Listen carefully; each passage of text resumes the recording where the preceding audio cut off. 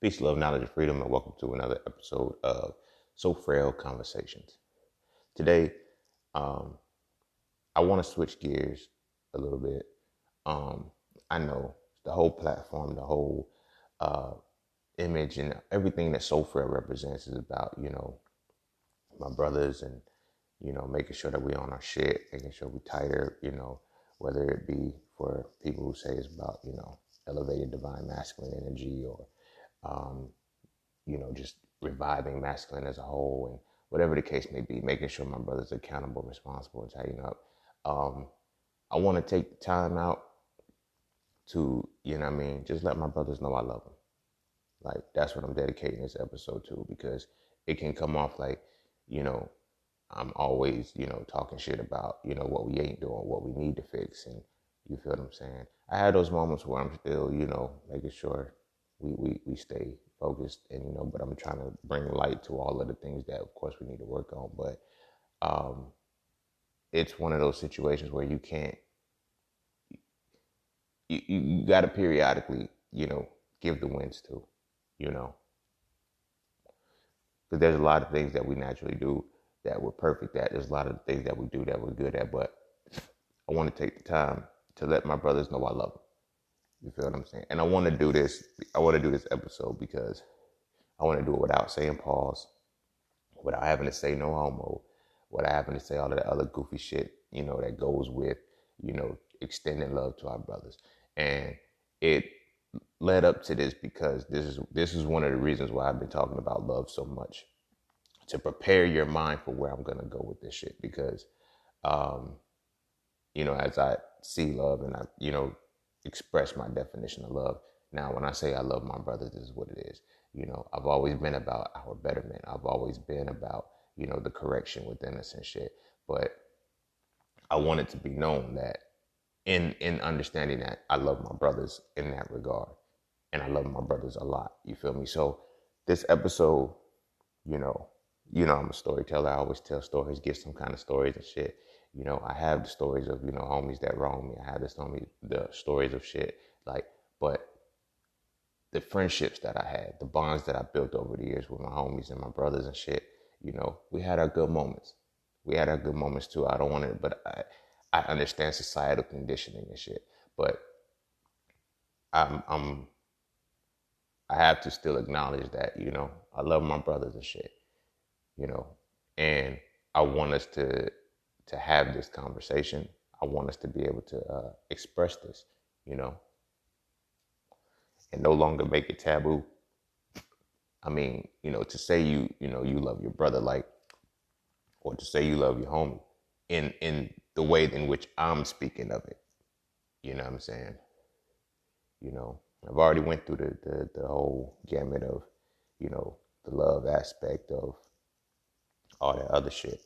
But I don't know, man. I just want to take some time to pay some homage to my brothers and shit, because it's not, we always talk about with men, it's, iron sharpens iron and all that shit. Cool, iron does sharpen iron, but sometimes, we need to just look at the iron and say, bro, you sharp. You feel me? The iron is sharp. Like, you feel what I'm saying? Take those moments to give each other flowers and, let us, show it, and not wait until a devastating moment happens, or not wait until some bullshit, transpires. So I'm liable to be all over the place today because, whatever comes, whatever does, it doesn't. But I want this episode to be dedicated to my brothers. It is So Frail Conversations, but, I want to extend the love that I have for my brothers, express the love that I have for my brothers, while I'm able to do so. So with that being said, be sure to follow me on Instagram at _Sayin_. Visit my website at IamJustSayin.com. What else?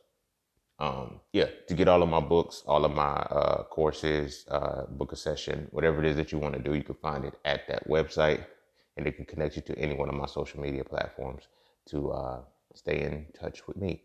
What else? I appreciate everybody who tips, donates, and sponsors to the podcast. If you would like to do so, it is in the description of your podcast. Cash App, PayPal is fine. The sponsorship link is there as well. What else? I think that's it. Because I don't want to waste too much of y'all time. I don't want to waste too much more time anyway. So we're gonna take a break, and then when we come back, we're gonna get into So Frail conversations without saying pause.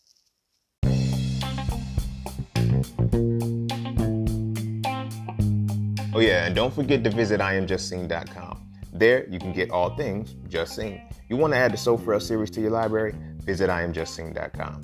You want to learn how to master the market for serious trading and investing? Visit IamJustSing.com. You want to get your hands on some exclusive merch like tees, hoodies, coffee mugs, hats, bags? Visit IamJustSing.com. Are you thinking about transitioning into the plant-based lifestyle? Visit IamJustSing.com. You ever want to just chat with Sayin about anything from simple advice to mentorship? Visit IamJustSing.com. Anything and everything that is me, you can find at IamJustSing.com. So just take a quick peek into my world and see why being just seen is nothing less but always more. Because you never really know what you need until you see it. You will never see it unless you visit IamJustSing.com.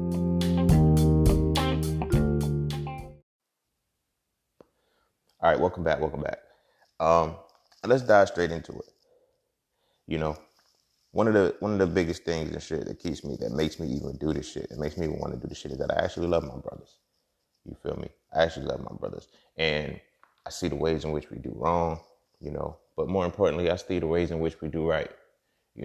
A lot of the things that I've done, a lot of things that I express with the So Frail extension, the So Frail brand and everything, it's because of seeing the positive too. Like, yo, man, this shit I aspire to be, this shit I want to be, this shit that, gave me the drive and the push, and it came from my brothers and shit.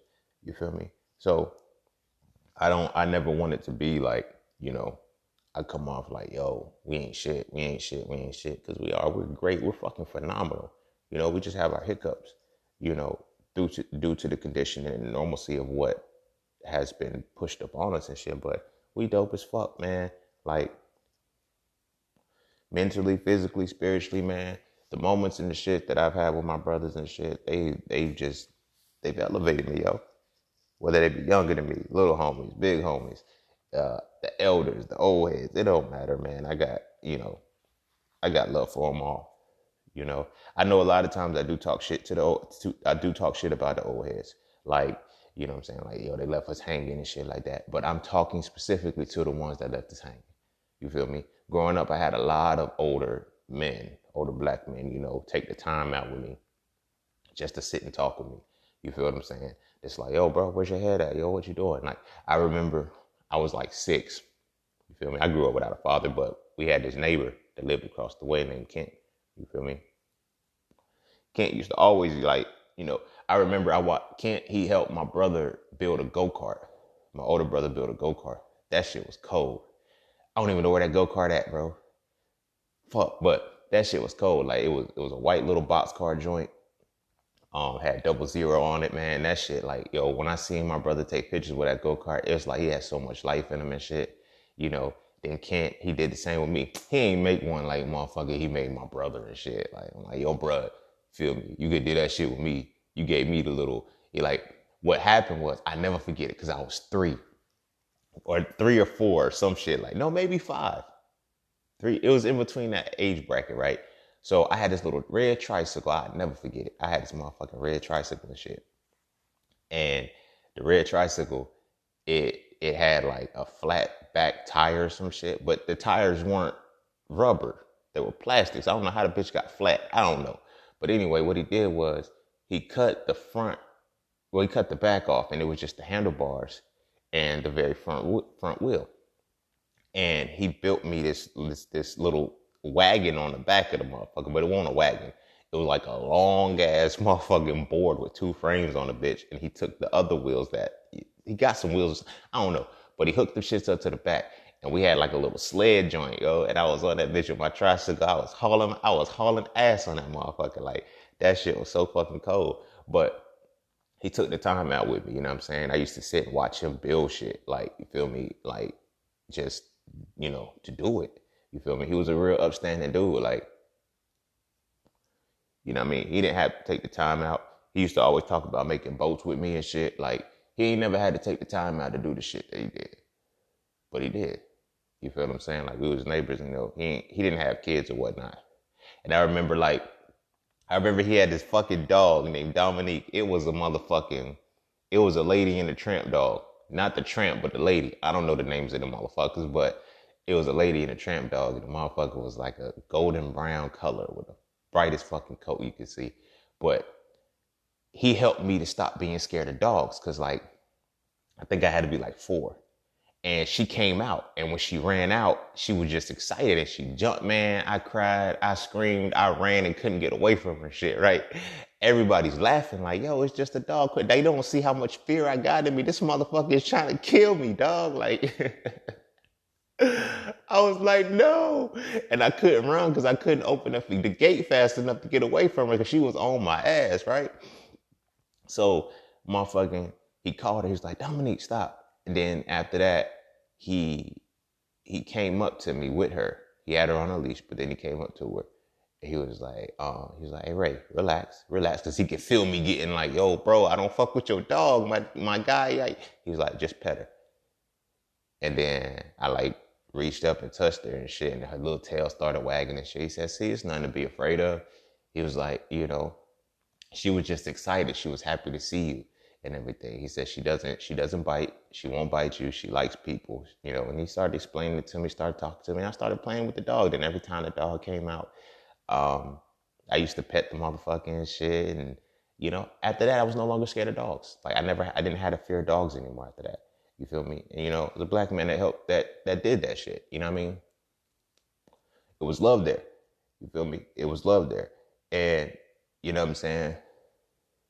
He was a solid dude. He was a solid dude. So like I always say, I talk shit to the old heads only because it's the collective that motherfucking played us. But we do have the individual moments and shit where, we had that mentor, we had that guide, we had that motherfucker who took some time with us. You feel me? He took some time with us. Like he never talked down to me. He never talked like, you know what I mean? He always looked out for the cookout. You know what I mean? He always did that shit, So I had that utmost respect for him. I had that love for him, growing up. And it helped, start a lot of the facing fears shit for me. You know what I mean? Because like I said, that dog, that motherfucker, she was gonna eat me, bro. I don't give a fuck what nobody say. She was gonna eat me. I don't give a fuck how everybody laughed and played and shit. She was gonna fucking eat me, dog. She was gonna, like, I was little too, so like when she jumped up and shit, she was almost my height. I was like, no, she's gonna kill me. But nah, she ain't do shit like that. You know what I'm saying? So it's like, I have those moments. You feel me? I have those moments with the elders. I had those moments with the old heads. I had those moments with my homies. You feel what I'm saying? So I wanted to be expressed because we all had those moments and shit. But a lot of times, because of just the way the world made it, it wants us to be hard and rigid and cold. We want to dwell on the ones that, yeah, you feel me? I remember scrapping with this dude. I'm like, nah. I remember having good ass fucking times with my brothers. You feel me? Some of them we were smoking weed and getting high and chilling, but it was fun. It was fucking fun, man. And that's the side of it. Like we love our homies, bro. We love our homies. I would have never been in positions to actually be willing to fight for these dudes if I didn't love them. Fight with these dudes if I didn't love them. You feel what I'm saying? But it's like, how did this love come about? How did this love come about to give, that precedence to be able to say, yo, I fucks with you heavy, bro. You know what I mean? It wasn't by default. It was just the little things, you know what I'm saying? The moments when we would just sit up and just chill, talk, you know what I'm saying? Vibe, like, that's what it was about. And that's what it's about now. You feel what I'm saying? I want my brothers to know I love them. You feel me? To all my brothers, the ones who keep me sharp, the ones who make sure I'm on my shit, the ones who check up on me, just because, like I always say, I used to, I talk about the situation when I became guarded. You feel what I'm saying? When I became guarded, because my brothers, I felt like they betrayed me, but the only reason why they were able to betray me because I love them, because of the bond that we had. You know what I mean? The moments that we had that was good and shit. Like, you feel me? Like, you know, and I think we need to appreciate that more. We need to appreciate that more. We need to tell our homies that we love them, tell our brothers that we love them. You know what I mean? And then be okay without having to say, yo, pause. You know, pause. Like, you feel me? It's like so much of the world keeps us from loving. Like, you feel what I'm saying? Like, we have difficulty laughing, smiling and shit. Let that shit go, man. Let love shine through. Let the fucking love shine through and shit, bro. You know, cause, you know, it's I'm not gonna be on a life is too short type shit as the reason why you need to do this shit. No, life is too beautiful. You feel me? Life is too beautiful. And, within that beauty, that's where we get the love. That's where we get the love for one another. The ability to expand, and the ability to have the correction to do better. You know what I mean? To make ourselves better. You know what I mean? And, I remember like, I remember my homies and shit, the ones that, my right hands, like, we had so many motherfucking good times and shit. So many motherfucking good times that made the bad times worth it. You feel me? That made the bad times worth it. And I love them. I love them for that.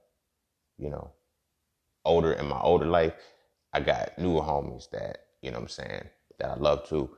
My bro Pat, you feel me? We don't talk as often as, we could, we doing our thing. We busy, hustlers, entrepreneurs and shit.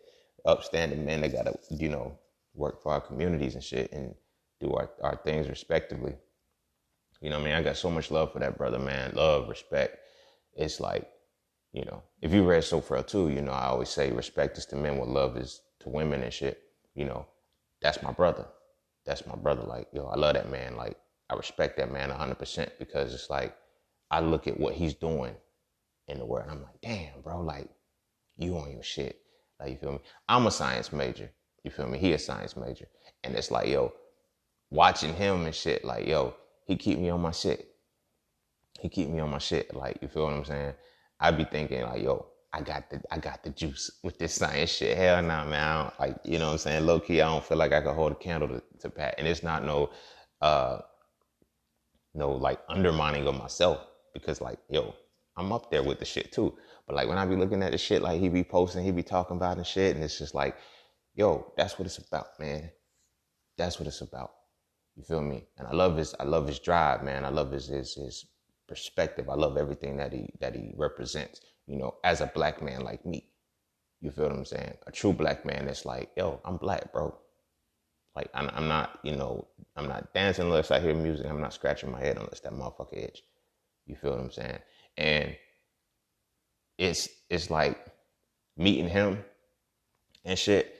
It's like, it's different. It's different. Like, you know what I mean? We were cool on social media and shit. And we first met like in person at this event I was speaking at and shit. Man, like, when I say like the energy between each other was like so raw. It was like, bro, like, you my motherfucking homie, bro. Like, you my motherfucking brother. We just chopping it up and shit, in every facet, you know what I'm saying? He hold me up and he hold me down, you know what I'm saying, on some real shit.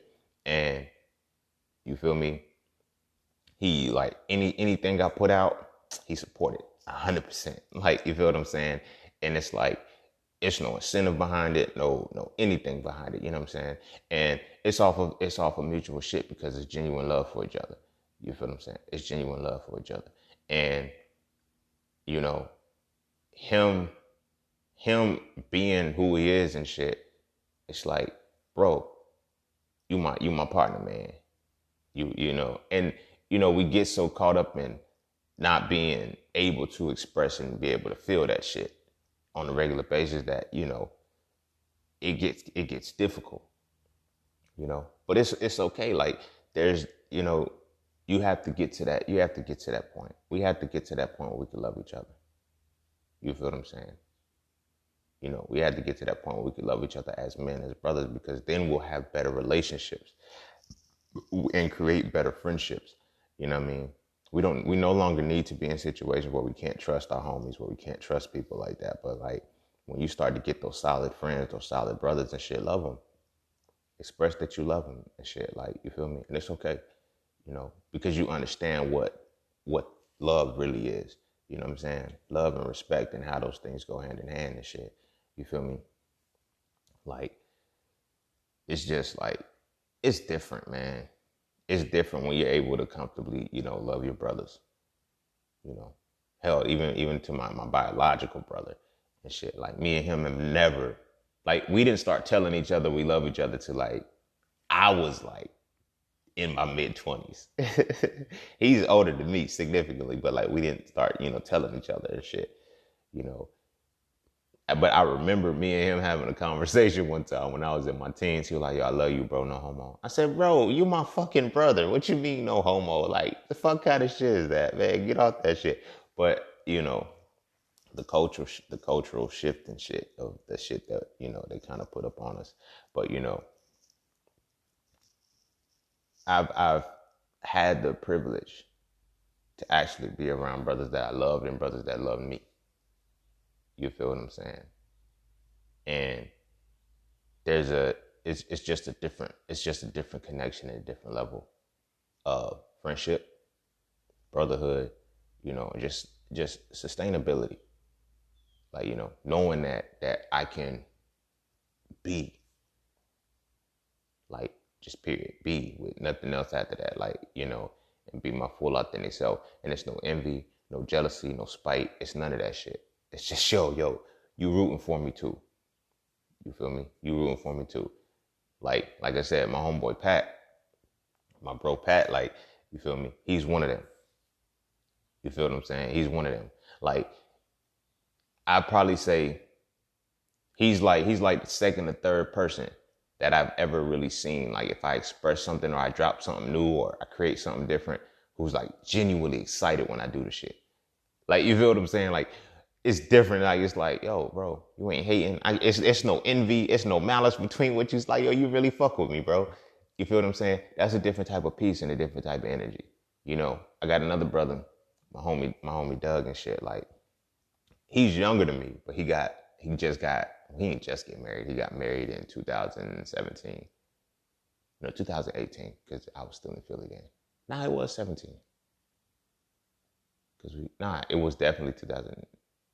I don't know, but I know the date was July 7th. I don't remember the year, but I know the date was July 7th. So, yeah, but like, he revived my faith. He revived that ability to love, men again. You feel me? To be able to love men again. And, you know what I mean? We was in undergrad. I was called, like, man, I ain't really getting no homies like that. You feel me? Like, we could be cool from a distance. We'll go club, we'll go party, but that's it. But this was like my brother. Like, you feel me? To where I started to realize the respect. Like, we joke, we laugh, we play, but, you know what I mean? He kept me on my shit. He would correct me if I was off. Even though he was younger than me, like, he would talk to me, like, you feel me? And I always respected him and always kept him at that regard as, yo, you my brother. It's not little brother. It's not, in no condescending way or no tier or hierarchy based shit. Like, yo, you're my brother. You feel me? I come to him for advice. I talk to him, he comes to me, bro. Like, I remember when he was getting married, when he wanted to propose, he came straight to me. He was like, bro, I think I want to propose to her. I said, oh shit. I'm low key mad because I'm like, yo, bro, how you do the shit before me? I'm older than you, bro. I should have been, you know what I mean? But that was not here nor there. But but when he came to me and shit, he was like, yo, bro, I just want some. He said, I want to marry her, like, and I saw something different in him and shit. And it's like, yo, it's a different level of love and respect that I have for this brother right here, man. It's like, it's different. But he's been my right hand. He's been my right hand, left hand too for a while. You feel me? Years. I watched him grow. I watched him develop. I watched him transform into, when he came in his freshman year, to when he graduated. It's like I watch him transform into a different man. You know what I mean? And that's a dope reality to see and to be a part of. And you know what I mean? Whenever, like, he was one of the first men that I was able to be comfortable with, like, yo, I love you, bro. Without having to say pause, no homo, no shit like that. It's like, yo, I love you, bro. But, I guess it was easier, too, because our circle, the circle that we developed in was, it had women in it, too. So it'll be on some, yo, I love y'all type shit, but, like, we can say it comfortably because, as friends, it's the family we have developed into. Because that's what we had become. We was in the trenches with each other, like in undergrad and school. Like, quick side tangent. For motherfuckers who talk that shit, because in the area in which I grew up, motherfuckers used to, college boy shit. Like, that shit's easy. No, that shit's mentally taxing. It's still, something different, But to be in that position where we still respected each other on that level, it's different. You know what I mean? To meet them, to grow with this brother, man. It's like I developed a level of love for him. You feel what I'm saying? And like I always say, with love comes correction. Love is a power that leads to betterment through correction and shit. So that love that we have for each other keeps us sharp. That's how steel sharpens steel. We don't want to address that too much. Steel sharpens steel. So these two brothers specifically, Pat and Doug, like, they correct and they keep me sharp on the mental and spiritual side. You feel me? Growing up, the homies that I love growing up and shit, my homie Jonathan and my homie Paul, like, for them, it was like we were all in a state of survival. Like, we grew up in the hood, like, our shit was survival based. So the love that we had from each other there was physical. We made sure, like, yo, bro, put the gloves on, let's spar. Like, we weren't real boxers. We was really just regularly fighting. We just put gloves on so we wouldn't do too much damage. But you feel what I'm saying? We loved each other. You know what I mean? We knew, okay, bam, let's keep each other sharp. And let's make sure that anybody outside of this shit that becomes opposition or enemy, like, we handle that shit. You feel what I'm saying? So that's when I got, like, my first little real gist of camaraderie and shit. Like, I remember my homeboy Jonathan, he would never fight us. Cause me and Paul were the older ones, but Jonathan would never fight us. He's like, yo, y'all my boys. Like, y'all my boys, y'all my brothers. I'm not gonna fight y'all, bro. Like, I'm like, no, it's not about fighting us. It's just, keeping your shit on point. He was like, bro, my shit is on point. Yo, and we didn't believe him like that. Cause it was like, yo, I always thought, until I seen him fight, like, you feel what I'm saying? Like, I always thought, like, you feel me? Jonathan's scared. Like, he's scared to scrap. No, nigga was never scared. He really meant what he said. Like, y'all my brothers, man. I don't want to get down with y'all like that. You feel me? Cause y'all my homies and shit. I love y'all. Like, you know what I mean? And I was like, all right, bro. And I seen the shit. We was in school, bro. This shit was cold. Like, we was in school and motherfucking, what happened? So this dude wanted to scrap, right? Now, me and Jonathan, we grew up, we was from a different city than the majority of the motherfuckers in school. Somehow, like, they wanted to beef with us. Like, mad niggas wanted to beef with us from this old other city. And I'm like, yo, y'all don't want this smoke, bro. I'm telling you. But so my homeboy Jonathan and shit, like, this dude, his little brother, like, Jonathan was on a bus and shit, after school bus, cause, like, when we used to skip school, right? The school used to allow us to turn in a note and make up the day so we can erase the absence and shit, right? So you'll skip, right? And then you'll do an after school session on Tuesday or Thursday. And then you'll say, I'm making up this day. And they'll take that shit off, right? So by the time your report came out, you feel me? Your parents didn't know that you had missed school. Shit was cold. I don't know if they still do it, but the shit was cold. I used to skip all the motherfucking time, make them days up until I realized you can only make up one day at a time.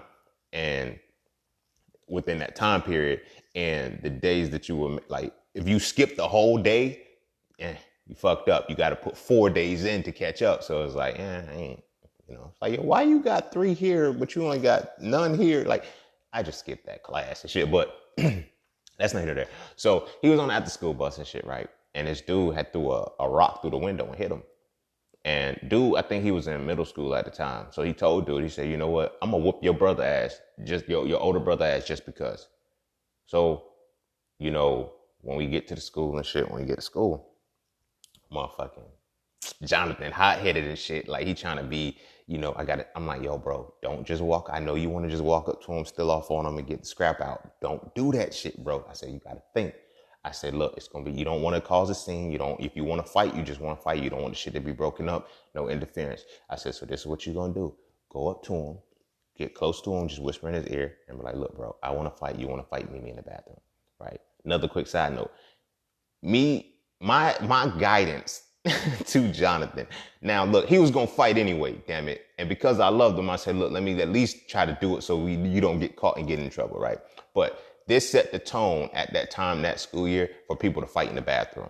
But they fucked it up because they wasn't doing it like us. You feel me? Because I told them, look, just go up to him, whisper it, and be like, yo, meet me in the bathroom. I want to fight. You want to fight? And we'll go to the bathroom. Tell them what bathroom you're going to and just start walking. And I said, that's what it's going to be. Right? So everybody else was scared. Yo, meet me in the bathroom, you stupid motherfucker. Now the teacher's going to come. But anyway, so the story goes. I'm getting back on story. Like, these are my love memories, y'all. Like, these are my love memories. So I'm going to get to the point that I'm making in a second. But yeah, so he comes, you know, he whispers it to him. They walk into the bathroom. They start walking to the bathroom. So the dude, he about to scare. He like, yo, y'all gonna jump me when I get in the bathroom? I said, nah, bro. It ain't gonna be like that. I said, I'm 100% on one-on-one fights. I said, I'm not gonna jump into it. I said, you beat my little brother up, you just beat him up. I said, we'll break it up and that shit'll go. But I said, I'm gonna tell you, he gonna dust you off. Like, you feel me? Because like I said, me and my homeboy Paul, we have been fucking with him for so long. Like, but he wouldn't fight us back. Like, he'll like block and shit and do all of the other shit, but he would never fight us back because he's like, yo, y'all my boys. So dude go into the bathroom and he's walking with his, I'm like, look, I'm going to tell you like this though, bro. It's going to be a one-on-one fight. I said, if your homies jump in, I said, all bets are off at that point. And I said, we going to fuck y'all up. I said, I'm going to tell you right now, we're going to fuck y'all up. He's like, nah, if it's going to be a one-on-one, it's going to be a one-on-one. I said, yeah, it's one-on-one, dude. You got it. So he go in the bathroom and shit. Jonathan's stupid ass. No, I'm not going to call him stupid because he ain't stupid. But Jonathan ass motherfucking decides to take his shoes off because he had just bought some Air Force Ones and shit. He's like, yo, bro, I ain't gonna, he might step on my shoes. I don't want to fuck him up. I said, bro, you in the bathroom. You better not take your fucking shoes. I said, Jonathan, you get beat up, we're going to have a problem.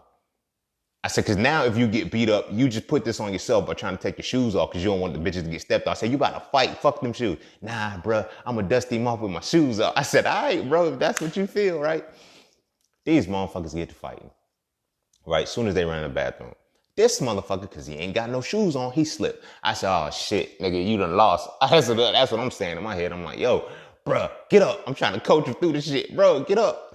So he get up, and when he got up, like, he punched dude twice. That was a quick two-piece. When he hit him, dude started bleeding.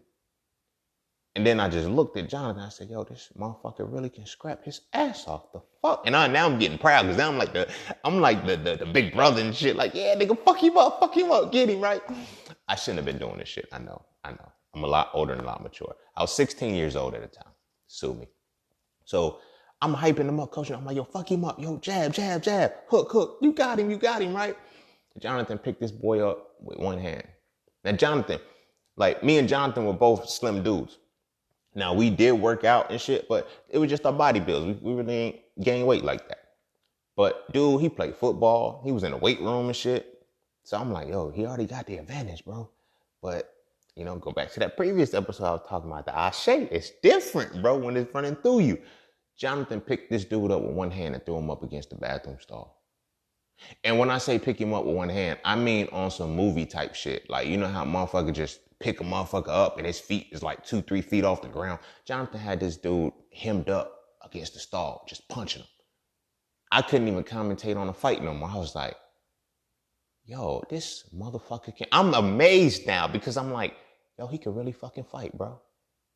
Like, I was like, yo, I always thought he couldn't fight because he wouldn't fight us. I said, nah, he can really motherfucking fight. I just stopped calling the fight. I was like, damn, fuck him up then. Like, yo, I'm amazed at this point. Like, I'm like, yo, that's my motherfucking brother right there, bro.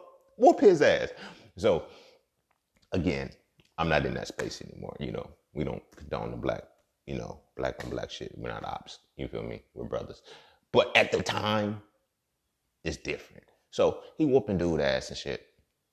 And then, you feel me, dude dropped. And then when he dropped, his whole shit bleeding. Like his nose bleeding, his lip busted. Jonathan ain't got shit wrong with him.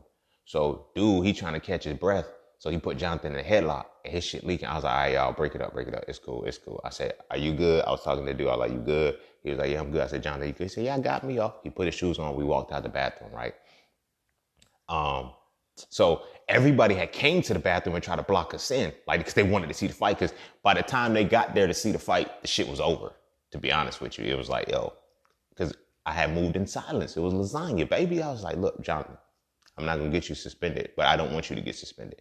You feel me? So after that, motherfucking, how we played it out when we was leaving, because motherfuckers is still hype and shit. Me and Jonathan, we walked through the middle of everybody. It was like a good 20, 30 people. So we walked through all of these motherfucking people and we started acting like we was in the crowd. Oh shit. Yo, who fighting? And then we all just dipped out and dispersed the shit. So then when the teachers started asking, it was like, who was fighting? I said, I don't know. Like they came to me, you know what I'm saying? Because they knew, but hey, I'm like, Jonathan, look, don't say shit. I told dude, I said, look, don't say shit. I said, look, they asked what happened, you don't know who was fighting. Dude, like they was like, yo, his shit bleeding, bro. Like, what you mean? I'm like, he fell. Fuck. So Jonathan asked, he go to his class, I go to my class, you know, the assistant principals, because it fucked me up because I was like ambassador and shit with the school. Like, I was like, man, don't do me like that, bro. I'm still where I'm from. Like, so they come to me and they're like, I heard there was a fight in the bathroom today. You know anything about that? I heard that, you feel me, it was like a crazy brawl. I don't know who was fighting. I was like, what did they say happened? They said you were there. I mean, I watched it, like, and I was like, but I think I caught the tail end of it because like it was so many people there. I really couldn't tell you who was fighting. So they're like, you sure? I said, I'm sure. I don't know what you talking about. Like who? I said, who did they say was fighting? They was like, well, they just said it was two, and then I flipped it on them because I was always a pro black. I said, oh, it was two black men, huh? It was two black kids fighting in the bathroom, wasn't it? And then, it kind of directed. And it was like, no. Yes, that is what you're saying. That's why you're assuming that I was there and I know anything about it. But, that was it. But the love I had, I couldn't let him get wrapped up in that shit. You feel what I'm saying? I couldn't let him get wrapped up in that shit. And, that was a more violent situation, but it was still the love that we had for each other. It was the love that we had for each other because it's like when we went back home, I told everybody that story. That day when school was out, I was like, yo, Jonathan could fight, bro. He could scrap his ass off. I'm motherfucking hyping him up and shit. Like, you feel me? He had just walked across the stage and graduated. So I'm like, yo, Jonathan can motherfucking fight. I was like, yo, he motherfucking hit him twice. I said, yo, I told him on the way home and shit, I was like, yo, bro, I really thought you was gonna lose. He was like, why? I said, cuz, man, when you slipped and fell, bro, I just knew it was over because, like, he was in the weight room. He's stronger than you, bro. Like, I was like, yo, he was going to keep you on the ground. He said, fuck that. You see how I got the fuck up, right? I was like, yeah, yo, you my dog for that. But, in those moments, growing up, situations like that were created because of the times when, what I'm saying, he used to spend the night in my crib. You feel me? He used to spend the night in my crib. We was young, you know what I'm saying? We would just sit up and talk about stupid shit. You feel me? Trade Pokemon through Game Boys and shit. Ride bikes and jump hills and shit. Like, we had a little X game phase, We had a little X game phase when we used to have trick bikes with pegs and do bar spins and shit. And I remember fucking up my wrist jumping the ramp. Anyway, but, you know what I mean? We had that love for each other. We had that genuine love for each other to where we saw each other's mothers as mothers, like, yo, hey, mom, like, me, Paul, and we all had 3 mamas. You feel me? And, rest her soul, when Jonathan's mom, when she passed, that shit, it took a toll on him. Jonathan was never the same after that. I didn't even know how to be there for him like that because, only thing that I could tell him was, bro, you need to take the best route for your life and go live with your uncle. He wanted to stay in the hood. I said, nah, you can't do that, bro. You can't do that. His heart broke 100 ways. You feel me? But we was there for him. We was there for him. And that's that we outside of the hood shit, outside of all the stupid shit, we had that underlying love for each other. The love that we couldn't talk about. The love that motherfuckers wouldn't let us have. We had that shit for one another, and we kept that shit tight, and helped him get through. I was like, yo, bro, come stay the night, yo, like come fuck with me, like, you feel me? We would always go out, and I remember, when I taught him how to talk to girls and shit. Like, man, that shit was not good. It was not good, cause he didn't have the moral compass I had. That motherfucker turned into a motherfucker, a hoe. He was that bad with it. I was like, bro, man, I ain't show you this shit to be that. But, I mean, I guess that's what we all taught. So, moments like that, it set the tone for me to be like, yo, these my homies, yo. These my homies. And, my homeboy Paul, too, we was cool since elementary school. I was in the 5th grade. He was in the 4th grade. But, like, we was that cool. Then we finally, like, every day we would see each other. And just, like, you know how you had that cool school friend that y'all ain't really crossed that friend line yet, but just every day y'all laugh and joke and see.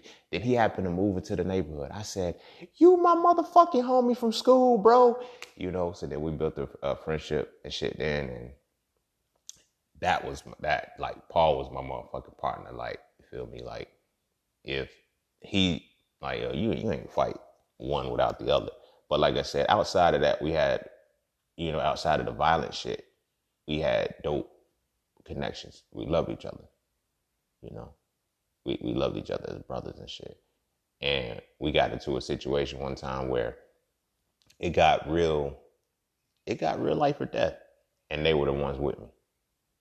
You feel me? They were the ones with me and shit. The motherfucker was like, yo, when we see y'all, we leaving y'all there. And the 3 of us was together when we was, we got out of it, of course. I'm here to tell the story, but that was when I first realized, like, yo, and it became so real that it was like we all scared, but we trying to put that, man, fuck that, these niggas don't want no motherfucking beef. And then it started to get a lot more serious and set in, and then we just sitting there talking. And then Paul was like, yo, bro, I love y'all, man. And we all just, we was like, yo, we love you too, bro. And I was like, yo, I love y'all, man. Like, yo, and that was like one of the first times like we really hugged each other. We really sat there. Now, granted, it shouldn't have taken that long to get to that point, but it's like it got there. And we was like, man, if we make it out of this shit, bro, we brothers forever. Like, ain't shit gonna shake that. No man, ain't nothing that can happen to us. Ain't nothing that we can do that can separate us in this moment now. Like, you feel me? I'm like, cause y'all with me during this. Y'all, like, we was like, yo, that's what did. Now, because we got out of the situation and because, it's that love and shit, we joked like a motherfucker, right? Like, you feel me? Like, Jonathan, I remember one time, Jonathan and fucking Paul, they was arguing with some shit. And I think Paul tried to flex on him. And Jonathan said, nigga, don't act like you wasn't about to cry when they was trying to get us and shit. He said, nigga, you was scared too. The fuck? We busted out laughing. The shit was hilarious. But it's like, you know what I mean? The ability to love each other on the surface would have been more conducive to our growth because we would have been able to not be put in that situation. You feel what I'm saying? We would have not been put in that situation. We would have been able to say, you know what? Let's not go this route. Let's not even put ourselves in this type of environment anymore. You feel me? Could we have avoided the situation? Yes, we certainly could have. Yes, we certainly could have. But it's one of those things where it's like when you're in that space, you don't know that you can do that. You don't know how to do that. You don't know that you're supposed to do that. But, those brothers, I love them. Still, we don't talk because, distance has gotten between us. I moved to Philly, like they did their own things and, well, it wasn't even Philly. When I went to college and shit, I just never really came back. You feel me? I don't know. I just kept moving in life and, we all went through, they got kids now and shit. So our lives are different. We meet up on the holidays. You feel me?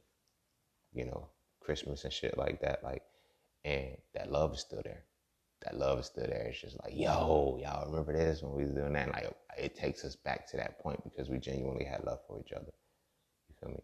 We genuinely had love for each other. And those moments show me like, each one of these different moments that I'm speaking on, they show me a different dynamic of love. You feel me? They show me a different dynamic of the love component for my brothers. I need my warriors. You feel me? I need to have that love for my homies who's going to go through the trenches with me. I need to have that love for my homies who's going to make me think. I need to have the same love for my homies who's going to put me in that spiritual connection and sharpen me in that regard. You feel me? I need all of that. You feel me? But I need to have that love there and comfortably be able to say, yo, I love my brothers. You feel what I'm saying? Because I look at it now and it's like, when we're unable to do that, like we develop into such cold beings because we're unable to laugh, we're unable to smile. I used to like look at how we used to take pictures when we was kids, like no expression, 100% mean mug, or we, middle finger into the camera or some shit. Like we, and outside of that, we loved each other. We probably about to go play Pokemon, just some shit. We about to go play football in a big ass open field and have motherfucking fun for the rest of the day. But in that moment, we couldn't really capture the love that we had for each other.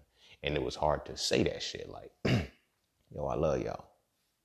Like, you feel me? I love y'all. That's why I get funny when people tell stories about a drunk person who's like, yo, somebody drunk. I was that person. I was that person when I used to drink and shit. That's you know when I'm fucked up. You know when I'm fucked up? Cause I love y'all, man. Nah, nigga, fuck that. Look, fuck that, bro. Cause y'all my motherfucking partners, man. My mama, y'all mama. Y'all mama, my mama. You feel me? If I gotta do something, y'all there. That was me. I was that motherfucker, like, but it wasn't that bad though. Like, you like break down and crying and shit. Like, but I just told, yo, I love y'all, man. I'm exaggerating a little bit now just to make it funny, but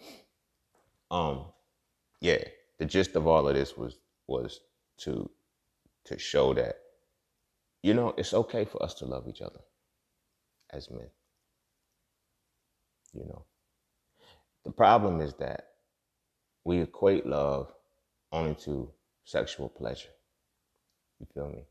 And I get it. A lot of it is semantics. A lot of it is continual wordplay. Like, you hear things like making love and you know that it's automatically equated to sex. So when you say you love a man and shit, you're not really dissociating the 2 points. You feel what I'm saying? You're not dissociating the 2 points. So it's like, it's hard to say, yo, I love this man. You feel what I'm saying? Oh, that's gay. No, it's not gay. It's not homosexual, bro. I love this man. Like, this is my brother.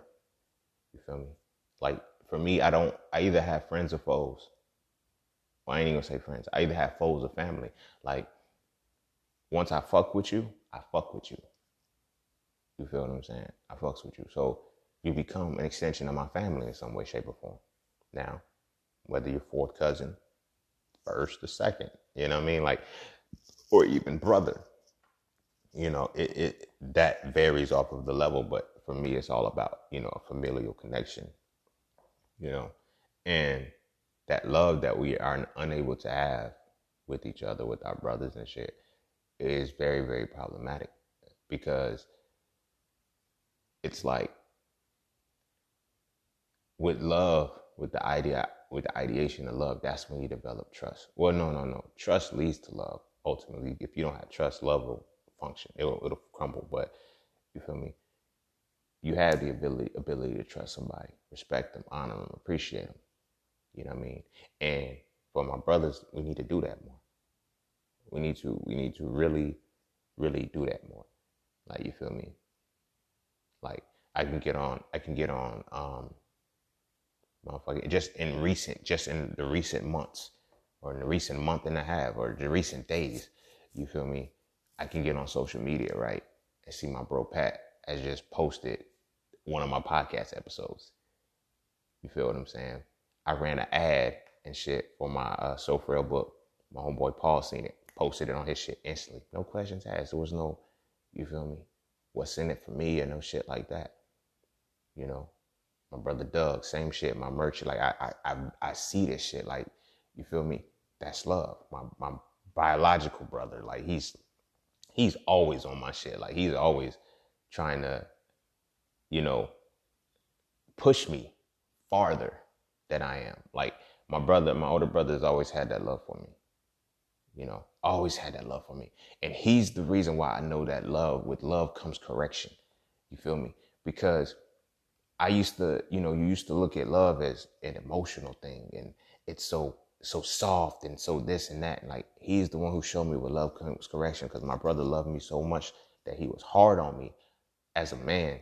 And granted, he's 7 years older than me, so he wasn't any more man than I was, but he was more man to me. You dig? I'm like, bro, you got that experience, so you feel me? But I was like, yo, why you so hard on me? Why you want to make me so tough? But he was loving me as a man's supposed to love. You feel what I'm saying? In regards to it being about correction, he always wanted to make me better. He always wanted me to utilize myself.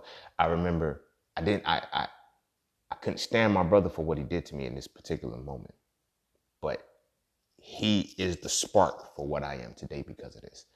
You know, seventh grade. No, it was the end of sixth grade. I tried out to play basketball in the seventh grade because, you couldn't play sixth grade. I don't know why you had it. So I tried out for the team. I didn't make it. So I'm like, bro, I didn't make the team. You feel me? This is what I came to him and said. I said, I want you to help me. I want you to make me better. I want you to, because when I say this motherfucker can play any sport you give him. He's that natural athlete with the shit. You feel me? Like it's him. You feel me? It's like the old Gatorade commercial. Is it in you? Yeah, it was definitely in this motherfucker. He was just a star athlete. So, he was, and it came natural to him. So he didn't have to try, but he still trained and shit. So it's like, I came to him, I said, bro, you're a star athlete, bro. Like, teach me how to play basketball. Help me get better. Help me do this. And first he was like, yo, I got you, bro. I got you. Then when the time came around it, I remember it. I was like, yo, bro, we gonna go ball or what? He was like, yo, you know who got me good at ball? Myself. I hated those words. I hated them because I'm like, damn, bro, you really don't fuck with me, dog. Like, you feel me? But with love comes correction. He sparked something in me that anything that I want to get good at now, that's where that comes from. That's where that comes from. People be like, yo, you're going to need help. You're going to do this. And I watched that, he would go to the coaches. He would get the magazines that, show him this workout. He would actively go and do these things. And it made him better as he constantly. I do the same shit. I hated him for that shit when I was a kid because I didn't understand what he was doing. Like, he was really correcting me. Like, yo, bro, I'm your big brother, but I'm not you. I'm not you. You have to want to do this. You have to want to wake up at certain times and do the shit. Granted, because he ain't help me, I said, fuck it. I said, fuck it. But, like I said, that put the impetus in me to do the things that I needed to do. And it's like, yo, he loved that. He genuinely loved his little brother. You feel what I'm saying? He genuinely loved his little brother. And I had to grow to a point where I could love him back because I didn't know what he was doing to me. Like, he shaped me into the motherfucker that I am. That through his love. You feel what I'm saying? So I love my brother for that. Every one of the brothers in my circle, every one of the homies in my, I love them. And, granted, it's still a touchy subject because there's still conditioning that you got to get out of. So it's like, it's hard to tell them I love them on a regular basis on some shit like that. And I'm not going to call them and as we get off the phone, yo, I love you. Like, you feel what I'm saying? Now, my brother, I do. My biological brother, I'm like, yo, tell him every time. But you know what I'm saying? With my homies and shit, it ain't always that case. You feel what I'm saying? But the love is there. And we got to get comfortable with loving each other. You feel what I'm saying? Because when we truly love each other, man, we can't kill each other. You know what I'm saying? When we truly love each other, we can't be destructive to each other. We can't destroy each other, but we can make ourselves better through correction. Like, we have to get back to that love.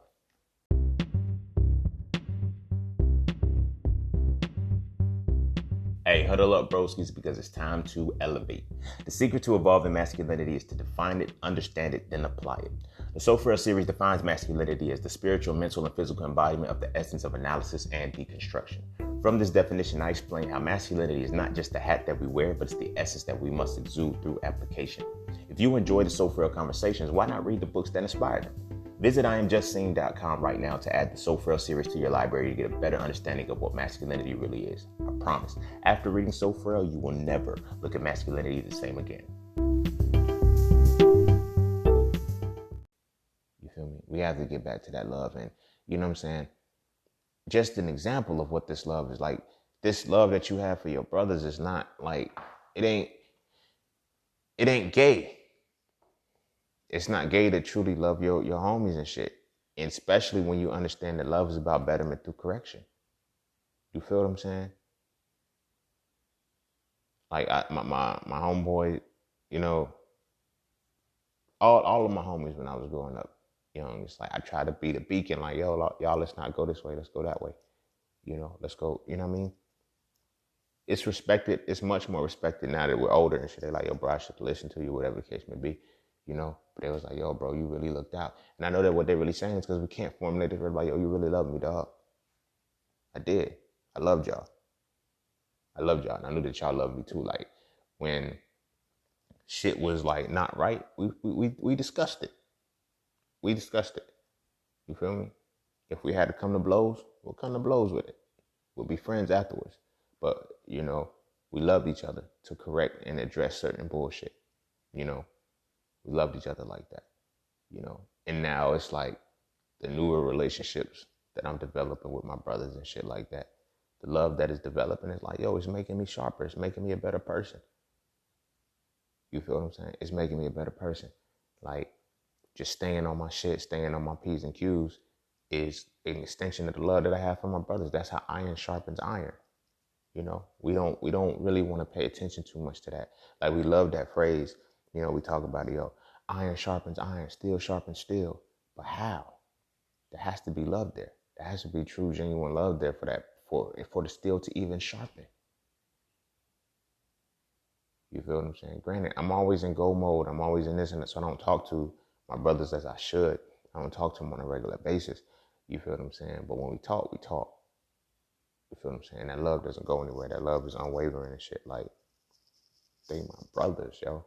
Like, I don't, like, I get the whole, you know, we call each other kings. We call each other all of that shit. For me, I feel personally that a brother is a higher title. You feel me? A brother is a higher title because you're not an extension. You're a reflection of me as my brother. You know what I'm saying? I can call you king all day long. I can call you God all day long. I can call you these different monikers and shit. But for me, when I call you my brother, it's not to undermine, or it's not, that's, for me, that's the highest title I can give you. That's the highest title I'm going to give you. That's the highest title you earn and you hold in my space. Like, you know what I mean? Because whatever I am, you are, and whatever you are, I am. Therefore, you're my brother. You feel what I'm saying? And I love my brothers. I love my brothers. When I call you my brother, like, that's what I'm referring to. You feel what I'm saying? I've had, like, I got homies, they're distant homies, like, you feel me? They'll leave on the caption, yo, peace king, this, that, and the third. You feel me? I'm like, yo, I call him bro. I call him bro. And it's not to undermine the king that they just called me, you know, but it's to show that, yo, I am you and you are me. We're brothers. You feel me?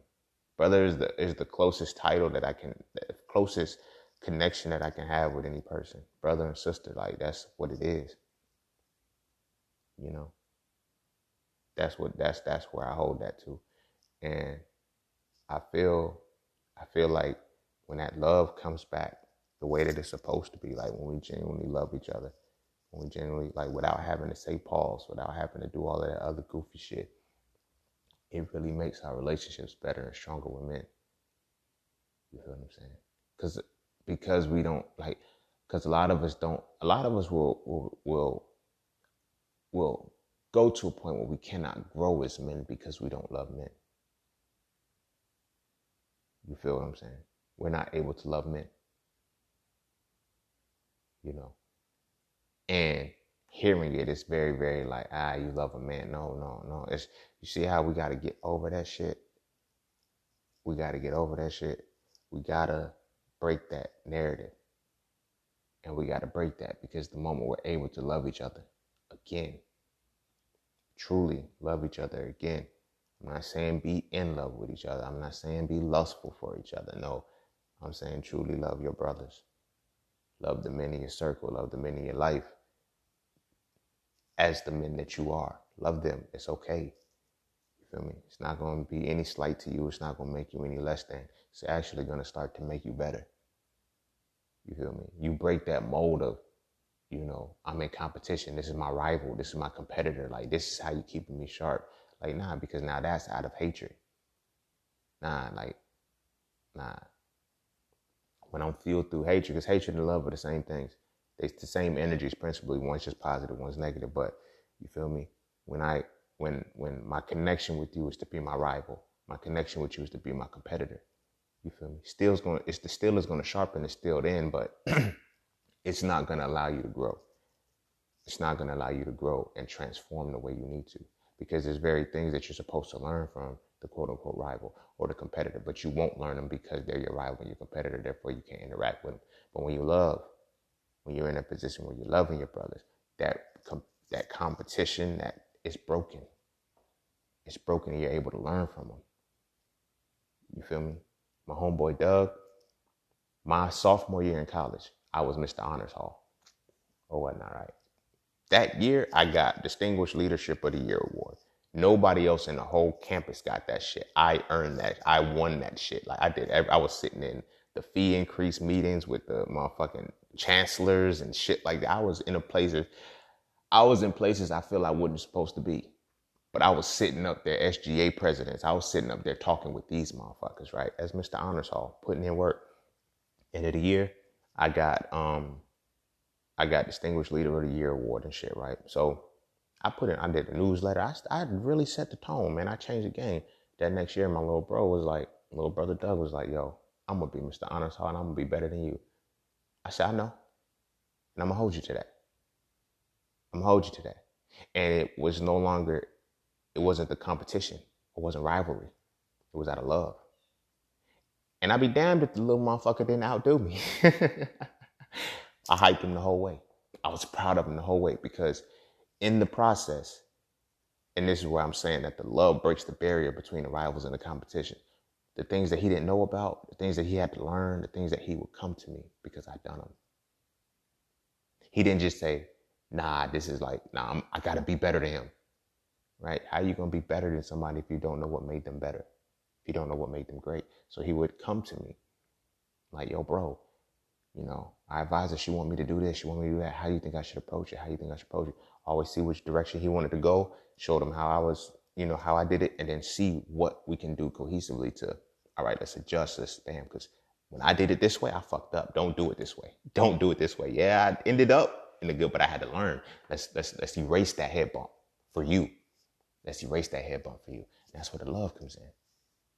That's where that love comes in. You feel me? When I say I love my brothers and shit, that's the vein in which I'm coming from, That right there is the vein in which I'm coming from. That when it still has to sharpen the steel, it's not out of competition. It's not out of rivalry. It's like, bro, I faltered at that point, yo. Help me out. Show me what's up. Like I said, my homeboy, my homie Pat, like, his scientific skills is, matter of fact, I have a podcast with him.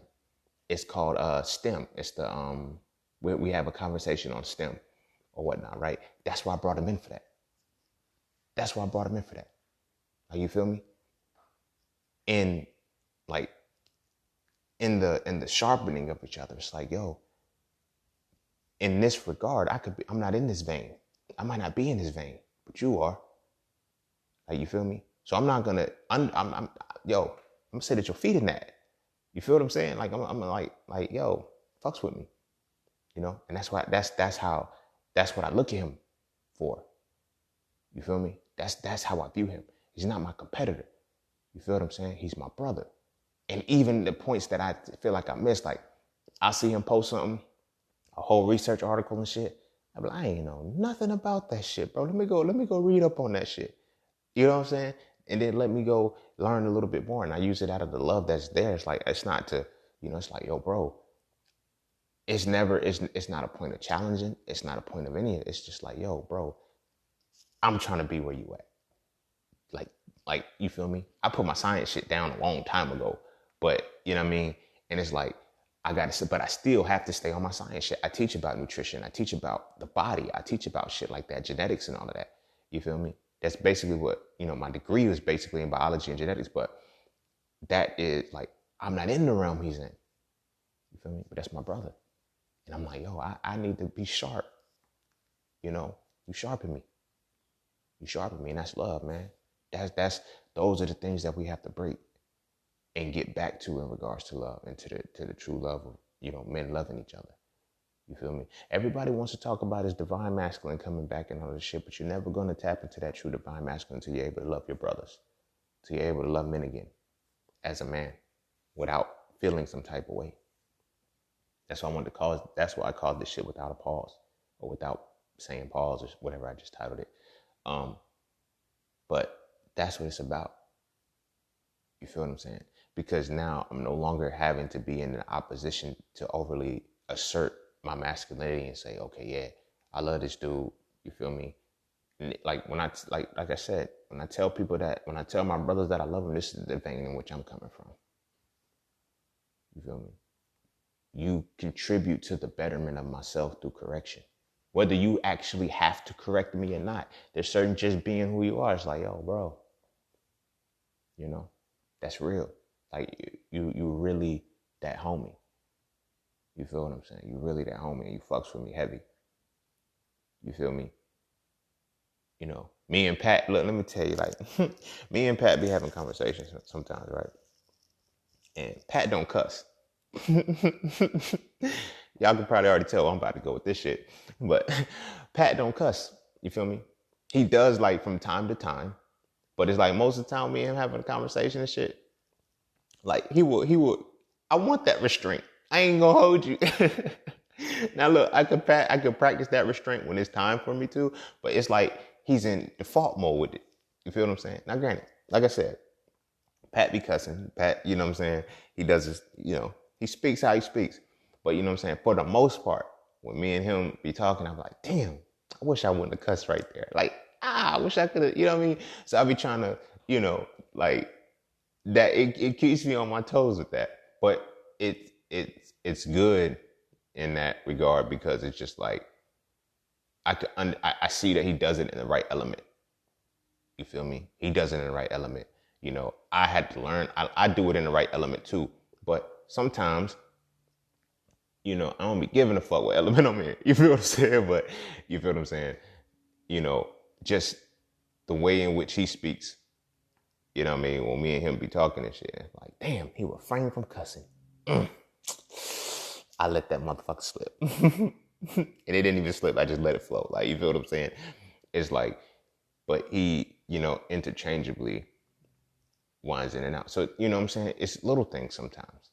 It's little things, but it's the love that's there, bro. It's the love that's there that's like, it's on point. It's on point. So it's like, I'm able to be more receptive. I'm able to be more open to the growth that I have as a man, because I'm able to love men. You feel me? I'm able to love men as love is supposed to be expressed. You feel me? It's not just, you know what I mean? I had to break that mentality within myself. Like, yo, when I actually started loving men, it made me sharper as a man. It made me better, because I was like, okay, this situation can bring correction to me. You feel me? So then when I started putting that love back into, let's say, my younger brothers and shit, the little homies that used to look up to me, you feel me? It was different. Like, they actually sat there. It's like, they took in what I was saying. Case in point, when I worked in Philly, I was a valet. I moved up to account manager. Now, granted, I know they was mad at me after this shit, because, like, I just put all of my young homies, all the little homies, I put them in positions of power and dip. Like, when I left, all of the motherfuckers that was under me, they was either supervisors. They either had got maxed out raises, they were supervisors, or they had become account managers. You feel me? One of my younger homies, he making more than I had a chance to make. You feel me? He brag about the shit, like, you feel me? He like, yeah, bro, they started me at this, man. I'm eating more than you. I was like, bro, I wasn't there long enough to get that. So, but I give you that. You feel me? But it's like the love is there. And how I know the love is there is that even after I left, I had not been an account manager for like a year and some change. You know, he would still hit me up. Hey, bro, when it's time for me to do this, what do I do with that? How do I bam, bam, bam, bam, bam? I still walked through it, still went through it. And that's what the love is. You feel me? The betterment through correction. You feel what I'm saying? So I always put love into my little homies. I put love into my big homies. I put love into my equal homies. I put that love in there because I had to realize that that's what love is. You feel what I'm saying? So I love my brothers. And I want my brothers to realize that love is different and it's okay for us to love each other. You feel me? We have to realize that shit. You know, we stop loving and we stop loving and we become haters. Like we really start hating on some funny shit, but it's real. We become haters and that shifts us to be in competition with the men that we become friends with, the men that we see on a regular basis. It changes that scope, like, and they become our rivals. You feel me? Yeah, the rival is still gonna sharpen you, but it's gonna hit that, it's gonna miss something. Case in point, because, you know, motherfuckers know I fucks with Dragon Ball Z, but there's some deep principles in the shit. Everything that I don't know if it's just my eye or whatever the case may be, but I can always see something deeper or something. But Vegeta and Goku, right? They started off as enemies. You feel me? They started off as enemies. Vegeta wanted to kill Goku. Vegeta was significantly stronger than Goku, right? Goku never hated Vegeta. He didn't love him, but Goku never hated Vegeta. Vegeta hated Goku, and they became rivals. Vegeta set the rival shit. Goku said, I'm not, you know. Goku transitioned into loving Vegeta because they were the last two Saiyans left. Like, it's deep. The last two Saiyans left, the only two of their kind, right? So Vegeta was always the rival. And Vegeta would always be like, yo, I'm always one step behind you. No matter how strong I get, somehow you're one step ahead of me. And the separation between the two was that Vegeta didn't know how to love. And I mean that by this definition of, correction, because Goku knew how to love. That's why Goku learned from any opportunity he was in. Vegeta is pretty much self-taught as a martial artist. Just from fucking shit up. He was always fighting. Like, you never see a point within the saga where Vegeta says he has a trainer or he has a master. He has somebody who he's sitting under. Vegeta's just doing this shit by himself. Goku had Master Roshi. Goku had King Kai. Goku had the Metamaris people. Goku had Vegeta. Goku had so many different people. He sat and he interacted with the people because he never seen it as competition. He seen it as a point to make himself better. You feel what I'm saying? It wasn't until Dragon Ball Super where Vegeta got it. Vegeta was like, why is it that I'm always one step behind you? You feel me? Why is it that I'm one step behind you? When Vegeta finally when they first pushed through the Super Saiyan 2, right? Vegeta, they had both had it, but Goku had mastered it because he had reached another point. Vegeta said, how did I not get that? You feel me? What it wasn't until the Dragon Ball Super Saga where Vegeta was, when Vegeta finally was on par with Goku. And it was in the strength that he finally let it down. Vegeta started having a trainer. Vegeta said, you know what? I want Whis to train me. Which was crazy because if you actually pay attention to it, Vegeta never had anybody train him. He did it all by himself. Goku was like, yo, I'm not, fuck that. I want to get better, so I'm going to go to who's better than me. And Goku always rose to the occasion. He always challenged the next step. He always said, you know what? You lack what I have. I lack what you have and I want it. How do I get it? You feel what I'm saying? And it pushed him. It pushed Goku to new heights. It pushed Goku to new levels. And it never let him reach a point where he would just be stuck because he's in a rivalry state where he's not able to tap into the person or tap into what is making this person, the sharper iron. You feel what I'm saying? I use that metaphor because that's what happens as black men. Because we lack that love for each other, we walk through life like Vegeta. It's all about me, me, me. I got to do this shit on my own. Fuck that. I don't want this person to help me. I don't want that person to help me. This person can't help me. You feel me? Because it's hate. You feel me? It's hate. And I'm using hate as this example. If love is the betterment through correction, hate is going to be the betterment without correction. Because the energies are still the same. You're going to get better. That's why motherfuckers be like, yo, haters are my motivation. They reach that point. They get that. They never correct themselves. They never reach a point through correction. They never get better through correction. They just get better, which is very damaging. You feel me? But the motherfuckers who operate through love, they're able to correct. They're able to get better through correction, because now it's like, yeah, you're getting better, but you're not hitting this point that can make you permanently better. You dig what I'm saying? Permanently better. And that example that I'm gonna use, I'm gonna stick with the Vegeta thing, is like when they both went Super Saiyan 2, Vegeta didn't have the correction. So when he reached that level of Super Saiyan 2, he was like, realized that, yo, my body is just too big and I can't move with it. So I'm not gonna go to that level, but I've attained it. Goku was like, yo, my body is too big, so I can't move right. But this doesn't mean I'm not supposed to be at that level. I have to master something below here. So Goku, in the motherfucking hyperbolic time chamber and shit, he tells Gohan, like, yo, bro, what we're going to do is we're going to operate as Super Saiyans and get used to that first. So that way, when we go Super Saiyan 2, we're not just bulking up. We're really making a transformation. And then when they motherfucking came out of the chamber, they was able to do it. You feel me? And when you watch the separation, Vegeta was on some shit like, no, Trunks, because Trunks trained with Vegeta. And Trunks had reached that level too, but he didn't know how to master it. He didn't have the correction to be better. He got better, but he didn't have the correction. So when Gohan did, and he did it right, Trunks was like, yo, he did it right. He said he increased his strength without losing speed. You feel me? Vegeta and Trunks, they had increased their strength, but they lost their speed. You feel what I'm saying? So I'm using that to say this. In the world that we live in as black men, you feel me? Because we're unable to love each other, we're able to increase our strength without losing our speed. We increase our strength, but we lose our speed, rather than increasing both, because we have the ability to correct. And that is through the love that we have with our brothers.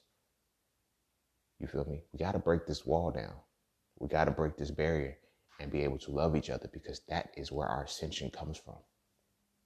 You feel what I'm saying? When I look at my brothers, when I look at Pat, when I look at, Doug, when I look at Paul, when I look at Jonathan, Will, like, I got a plethora of homies that, King, motherfucking rest his soul, but, Shaq, motherfucking, all of the homies that have been in my life and shit, they've corrected me. The love that we had, like, it helped correct me in my betterment. I'm not just good at the shit that I do because I'm naturally good at it. I'm good because of the brothers that I allow in my space that I love, that sharpen me to correct in the betterment, not just be better. Not just be better, because that sets the tone, and I never look at them as my competitors or my rivals. They my brothers. So it's where I lack. I'm like, yo, I'm not just going to overlook it and say, well, I can do it this way without it. No. I'm like, yo, let me fucking look into that. Let me touch up with that. Let me get better with that. And that comes from love, man. That comes from love. You got to truly love your brothers, man. Truly love the men in your space, and it's cool. It's cool, because if you don't truly love them, they're just your competitors. Yo, that's my rival. It's a rival that you fuck with. Back to that Dragon Ball Z metaphor and shit. Like, he always said that he was Goku's rival. He said, like, Vegeta will always show up to a scene whenever Goku's getting beat the fuck up. Somehow Goku always win a fight, but Vegeta will show up to the scene when Goku getting beat the fuck up. He'll say the same thing. He'll be like, if anybody's going to kill Kakarot, it's going to be me. He said, because I need you alive to get stronger. Because he was chasing him. You feel what I'm saying? His betterment wasn't as a function of correction. But until he let that go, Vegeta, a lot of motherfuckers don't pay attention to Vegeta became stronger than Goku. Like, Vegeta was like able to do Super Saiyan God 2, whatnot. Goku just had he had Ultra Instinct, but he couldn't tap into it at will. Vegeta was able to tap into Super Saiyan Blue 2, which was the God form or some shit, like the second level of that. But it was when he finally dropped his guard, stopped seeing Goku as a rival, and started seeing him as his family. He started seeing him. The moment in which, in Dragon Ball Super, it was like character development type shit. But when you knew that Vegeta was really no longer Goku's rival, but he was his brother, was when in the final fight, Vegeta said, I've done all I can. I leave everything up to you. He said, I put my trust in everything. I put my trust, I put my faith, I put everything in you to win this fight. Vegeta had never done that before. But you've seen through the character development how he was starting to be trained by somebody else, how he was starting, like he was really breaking that within himself. You feel me? And I'm using that because there's a split duality between us as black men. Like I said, a lot of us operate in that Vegeta space. You feel me? We can be cool with y'all. We can come kick it with y'all. We can come, but it's the limit stop there. We don't walk into that space where let me make this, let me drop the competition. Let me drop the rivalry. This is my brother. If we can drop that rivalry shit and we can actually love each other as the betterment through correction, I'm telling you, bro, we'll do phenomenal things. I don't take this, anything that I've achieved, anything that I have become is not just because I'm just brilliant or I'm just great. It's the extension of what I love. It's the extension of what I put into myself. It's the extension of what I love. I make sure I'm on point. You feel me?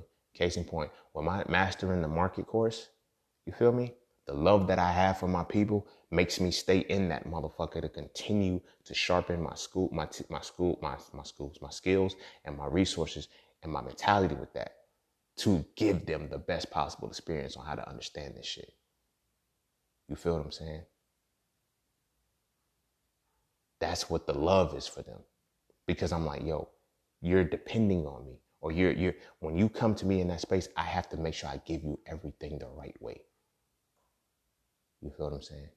And that comes from the love that I have. And it's just like interacting with the people that I love, that I have let. Yo, what did you think about this? Bro, that was so like, what is this thing that, and something that I'm missing, something that I like. When they tell me, yo, all right, cool, I'm gonna go back in the lab, start working on this and change that. I'm gonna correct it to make it better. You feel me? If it's out of hate, it's like, man, shit, yo, if you get what you get. Fuck that. I used to have that mentality too at one point in time. But it's like, nah, I can't operate from that. And it wasn't until operating from love that I was able to see that. More specifically, operating from the love for my brothers. You feel me? My brothers keep me on my toes. They keep me on my toes. They keep me better in myself. And I'm always on point because of them. That's why I broke down masculinity the way that I did with analysis and deconstruction, synthesis and construction. When I want to enhance some shit, I fucks with my sisters. Like that's going to make the shit fruitful and multiply. But when I need to break it down a little bit more, my brothers have to be in that space. And I gotta love them to be able to do that. To be able to sit and listen to them, sit and talk to them, sit and connect with them on that vibe. You feel me? So I love all my brothers. In my intimate space, I love all my brothers. The men in my life, I love them. I love them. You feel me? And it's this love that makes me who I am. I'm just a combination of all of the men that come into my space. I know y'all probably gonna get tired of the Dragon Ball Z shit, but Goku is the dopest fighter in that because of the people that he involves himself with. Like I said, Vegeta is just a Saiyan. He trained by himself. That's it. You feel me? Goku has training from Master Roshi, who is a human. Fucking King Kai, which is technically a god. The Metamarise people is people from a whole different planet. You feel what I'm saying? He trained with people in outer world after he died. It's like he has different outlets, different facets where he's like, okay, let me go to other places, different realms of thought, and that it increases the betterment. You feel what I'm saying? That's what divine masculine is, yo. Until we step over that aspect of and truly love ourselves and truly love our brothers, again, that's an extension of loving ourselves, loving our brothers, because they're reflections of us in some way, shape, or form. You feel me? We got to love each other again. And it's okay. Otherwise, we're just going to be rivals. We're just going to be rivals. As that phrase goes, idols become your rivals and shit. Your idols will never become your rivals. If there's love there. You feel what I'm saying? If there's love there. Because it's you get there and you say, oh, damn, I can still, learn from you. Now it's not like, oh, I'm above you now because I've surpassed you. Nah. And then you can no longer fuck with them anymore. That's what rivalries develop into. That's how the rival shit goes, But I don't want us to be rivals anymore. That's why I love my brother so much. I don't want rivalry anymore. I don't want us to be rivals. I don't want us to be, motherfuckers who feel like this world is competition. Like, that's how they built this structure. For them, they're in competition. All Caucasian men, all Asian men. They built this world of competition. We built the world off of cooperation. That's why it worked so fucking well. Granted, you had your wars, you had your separations. I'm not being on that mystical shit. Like, we didn't have any flaws or nothing was wrong, but our main focus was off of cooperation. You feel me? It wasn't off of competition. You feel what I'm saying? It's cooperation. It's how well can your skills enhance mine? Not how well can my skills beat yours. No, how well can your skills enhance mine? Because when they enhance mine and how well mine enhances yours, nobody can beat us when we're together. You dig what I'm saying? Last metaphor for Dragon Ball Z, and I'm going to leave it alone. For real. So, Goku and Vegeta, they had a point where they had to merge and fuse. It's called the Praetorian Rings. So, the Elder Kai that expressed that to him, he said, this union is going to be crazy because they're rivals. Now granted, I know I just said what I said about rivals, but follow with me. Follow with me here. It's the purpose of what this was representing. He was like, they're rivals. He says, where one lacks, the other one fills in. He said, you can't get any better than that. Because with Vegeta's strict, I guess, militant tactic, you had Goku's carefree, nonchalant freedom. So when they merge together, it's like, it's able to bridge and make a harmony within each other for that cooperation. The motherfuckers are damn near invincible. And that's what cooperation is. When we love each other as brothers, we are more willing to cooperate with each other. And when we cooperate with each other, it's how can what I bring to the table enhance what you bring to the table and vice versa. Not how can what I have beat you out and make me the better person, make me stand out. It's not about that. The love I have for my brothers is how well we gonna make each other better. I don't give a fuck what the problem is. I know that if I fucks with you in this particular time, it's gonna make me better. You fucking with me is gonna make you better. And we become unstoppable together. I know I can't beat this game by myself. I know I can't beat this motherfucking game by myself. I know I need my brothers to beat this motherfucker, and I know I need to love them. That's why So Frail became what it is. Everybody's like, yo, you got the warriors. I can't go to war with motherfuckers who I don't know if I can fight with them. You dig what I'm saying? It's the cooperation that we have with each other. I say this a lot, but So Frail, a reality of the black male masculinity, So Frail, Too Toxic Femininity, they are purposely titled that because if you cannot face the title of a book, you cannot face yourself. If you cannot face yourself, I cannot have you on a battlefield with me. Because you will not be able to cooperate with me correctly. So Frail is not about, manipulation and trying to, no. It's to show you, look, this is what we playing with right now. You dig what I'm saying? This is what we're playing with right now. This is what we're dealing with. I need you to be able to cooperate with me. You feel me? If I introduce this book to a brother, my masculinity straight, can't take you to war. It hasn't even registered that maybe I could check this out. Maybe I could check this out. You feel me? The brothers that have read my shit, they're like, yo, it's different. I can fuck with you. You got through the title. You're able to start facing yourself now. You feel me? Because we got to break this aspect and we got to be able to love each other. And with that love, you got to understand that when we cooperate, I'm going to enhance you and you're going to enhance me. That's going to allow you into my space. We're not going to be competitors. I'm not going to be in competition with you. You feel me? And not in the sense that, ain't no competition to me. No. I'm not competing with you because I got to cooperate with you. I don't have everything. I don't have all the resources. You got resources I don't have and I need to fuck with you. I got resources you don't have. You need to fuck with me. But we need to love each other to do that. So that way we can trust each other. That way we're not worried about, oh, you gonna snake me. Oh, you gonna wrong me. That's why I can't do business with, with black people. Every black person that I do business with, I do good business with. Because I fuck with black people who do business good. The fuck? Like that shit's, that premise is stupid because it's based off of competition. Oh, now I gotta worry about you trying to skim over the top and do no shit like that. I don't fuck with people on that type of time. I fuck with people who are cooperative. I fuck with people who understand that love that we have with each other. You feel me? Especially my brother. So when it comes, it's like, yo, you're enhancing me, I'm enhancing you. And in our together, like we gonna eat. We gonna eat, bro. Like for real. You feel me? It's not a competition. Oh, I'm gonna go do this on my own. You feel me? Like I teach day trading and investing for a reason. You feel me? It's not to take people's money. It's to say, bro, like, you said you wanted to do something. Here's an enhancement for it. Here's an enhancement for it. But it's like, we've gotten so used to the competition.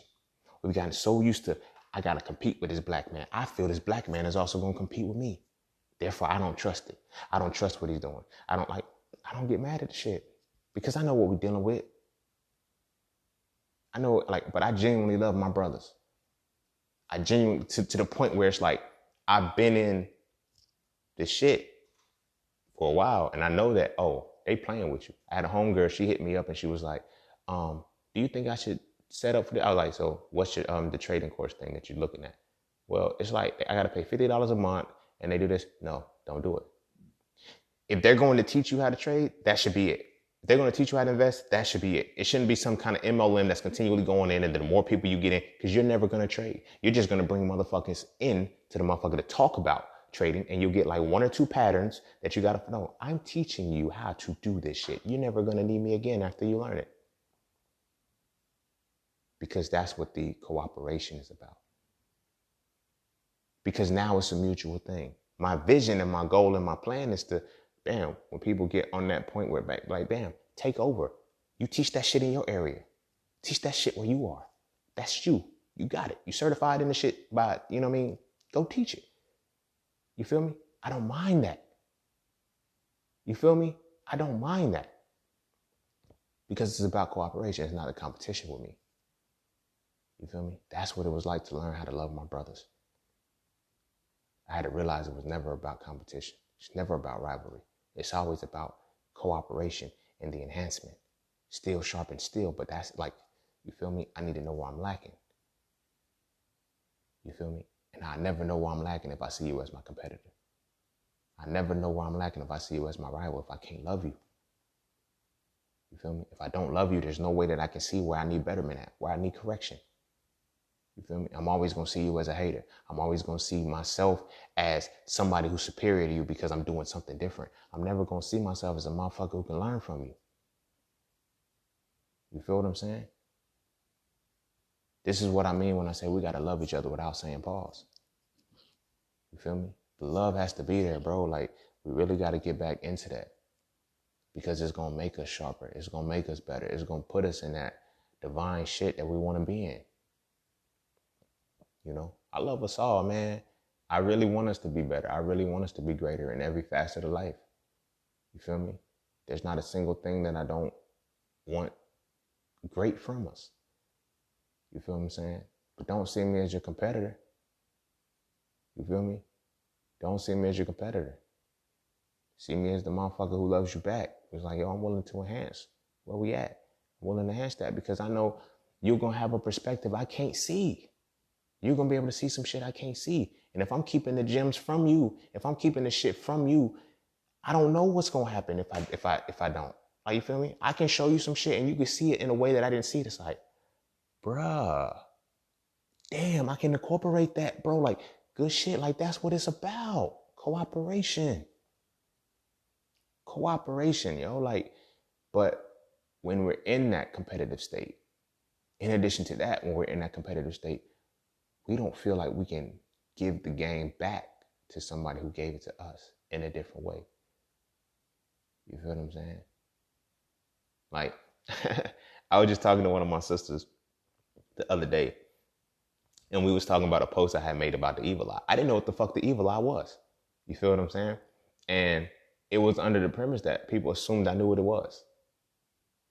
Like, she was one of the only people that actually answered the question, because I was like, yo, what the fuck is this blue bullseye shit? I thought it was a fucking blue bullseye. I didn't know it was the evil eye. You feel what I'm saying? I didn't know where it came from. I didn't know its origins. I didn't know shit about it. I was like, it was a fucking blue bullseye. Why the fuck does everybody have it on their page? And then she broke it down for me and she told me. She was like, yo, I really thought you already knew. Nah, I didn't. Like, I genuinely asked that question. You know what I'm saying? But that a lot of times is what this system has developed when you're in the state of competition. If you're always learning from somebody, or if you always feel like this person is at some kind of particular point that you feel like, well, I can't ask them any questions, or I feel like they're no, that's what cooperation is. You feel me? It's not about like, yo, because when you have the competitive nature and you're not in that right space, you're going to feel like because I'm learning from this person, I'm not the stronger competitor. No. With cooperation, there is no strength in the competitor. There's strength in the unity. That's why they tell you can only be strong as your weakest link. You feel me? They teach us that in sports, but they never teach us how to love each other and truly cooperate. You feel me?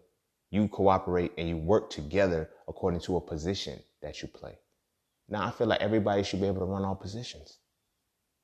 But that comes within cooperation. Like, look, let me teach you my shit. You teach me your shit, and, we fuck with each other, But that comes from being able to love each other. That comes from my brothers being able to love each other.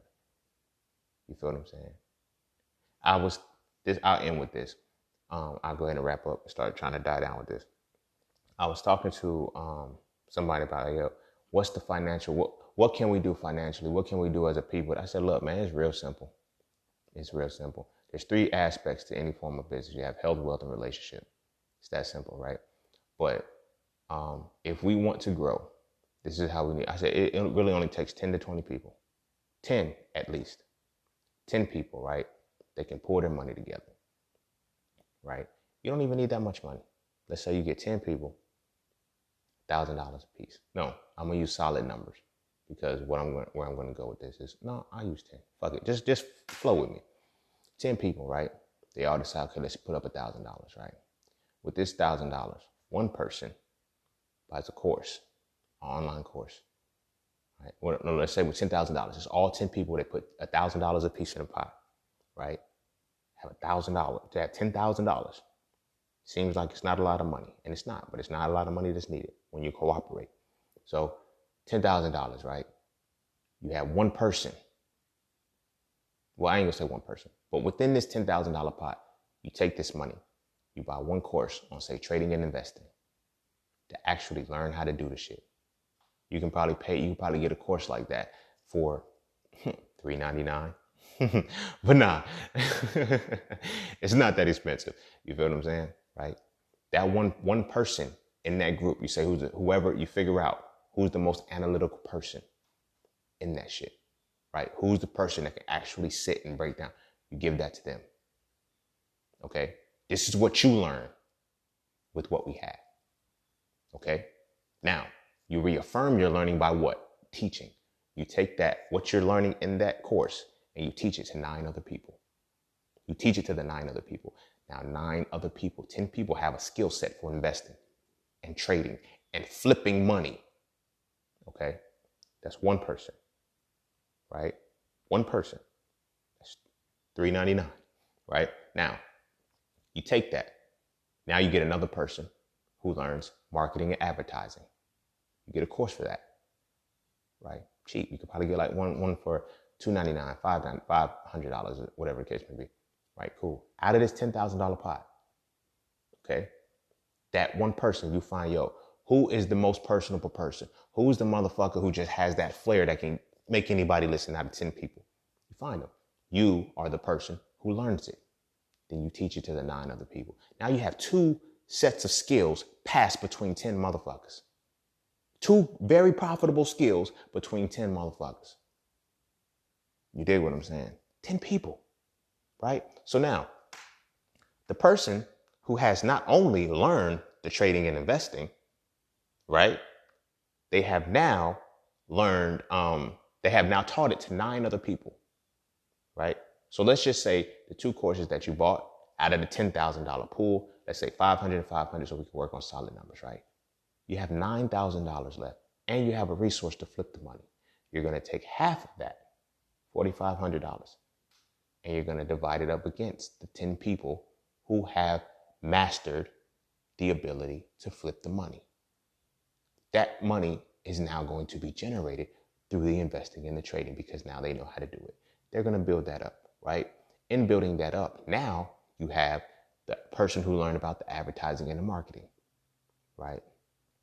Coming soon, I'm alluding to something. Coming soon, there will be a Just Seen Academy course on that. But anyway, you get the person who has mastered the advertising and the marketing part, right? Okay, they have taught it to 9 people, right? That's 10 people who have this skill. All you have to do is you have advertising and marketing. You can become an affiliate marketer. You feel me? Or rather than become an affiliate marketer, you can find a product that you can sell and flip. You have 10 people that can do this right now. One product that they can know front and back. You feel me? Teach it, learn it, bam, sell it. Sell it. You have now the advertising and the marketing resources to do so. You sell that. 10 people doing this. So let's say these 10 people all have, I'm going to use bare minimum. They all have a $100 product. You feel me? They have a $100 product. This ain't really bare minimum, but they have a $100 product. In this $100 product, they're selling one a day. 10 people selling one a day at $100. Feel me? What is that? That's $1,000 a day between the 10 people. And that's the advertising and the marketing, right?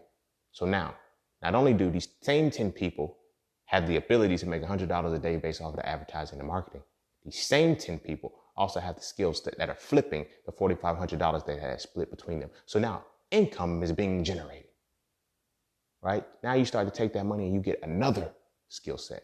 You create another resource. You feel me? Somebody could be, look up fucking, at this point, social media management. Simple. Learn that shit.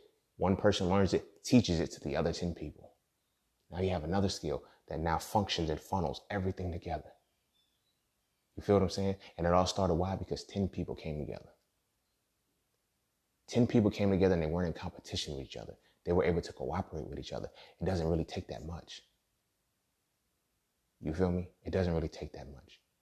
When I first started learning how to trade and invest and shit, I bought a lot of courses. I read a lot of books. I reached out to a lot of people. I said, bro, you want to learn this with me? Nah, I'm good. I don't want to do that shit.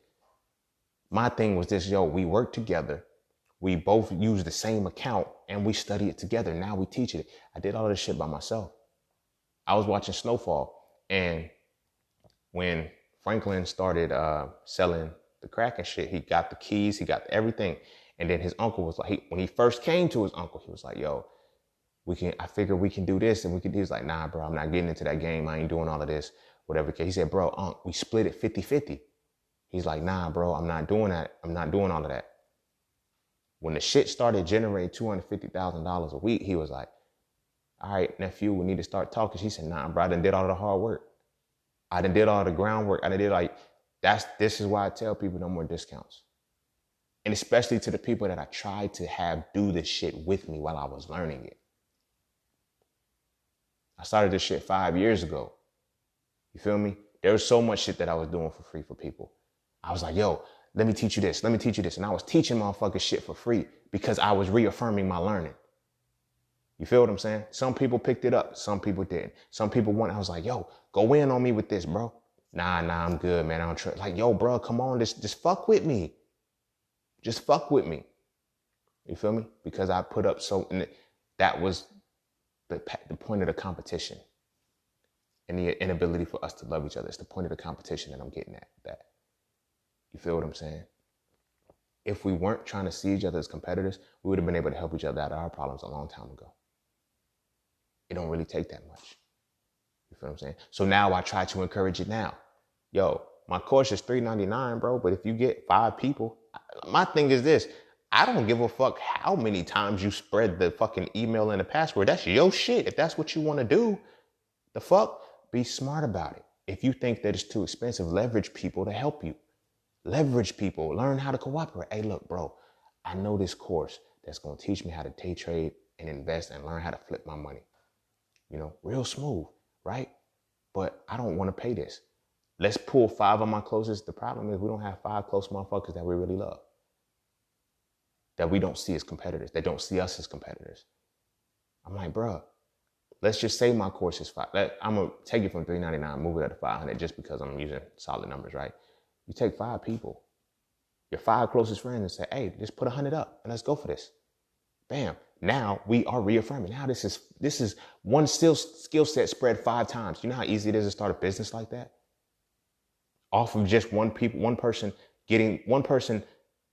learning a skill set, right? Because they all pitched in and they funded it.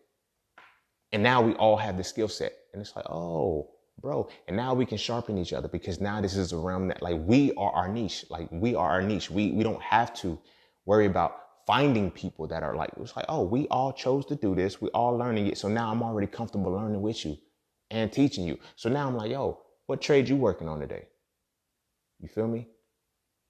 Like the shit that I had, I got to build up that kind of relationship with motherfuckers and shit. Distant motherfuckers, I don't even know. Hey, yo, bro, what you looking at today? Oh, I'm looking at New Zealand USD. What you looking at? Oh, I've been paying attention to this Aussie yen that looks like it's really about to set up. You feel what I'm saying? And then it's like, off that, it's like, yo, why are you choosing Aussie yen? Well, I'm looking at Aussie yen because it said, but you know that according to the correlation, Aussie's actually weak. So I wouldn't buy that if I was you. How you know Aussie's weak? Cause, bro, oh shit, you right. I forgot that. I'm so worried about yen. See how this shit works? You feel me? See how this shit works? But when you're trying to do that shit all by yourself, when you're trying to be Vegeta and shit, when you're trying to be me, it's all competition. We don't know how to cooperate. And that comes from us not loving each other. So for my brothers and shit, I want us to be in this position where we truly love each other. Let's break this mold. Like, yo, love each other for real. Because this competition shit is not getting us anywhere. This inability to love one another is not getting us anywhere. Because we cannot correct ourselves for the betterment of who we are. And we damn sure can't correct ourselves for the betterment of our people.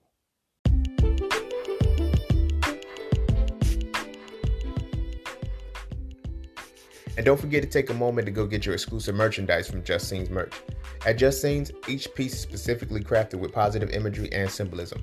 From the titles and designs to the descriptions, each style gives you something to feel great about. With everything from hoodies and tees to coffee mugs and tote bags, we have something for the entire family. So be sure to get yours today. Find us on Instagram at Just Sayin's merch and get your merchandise right now.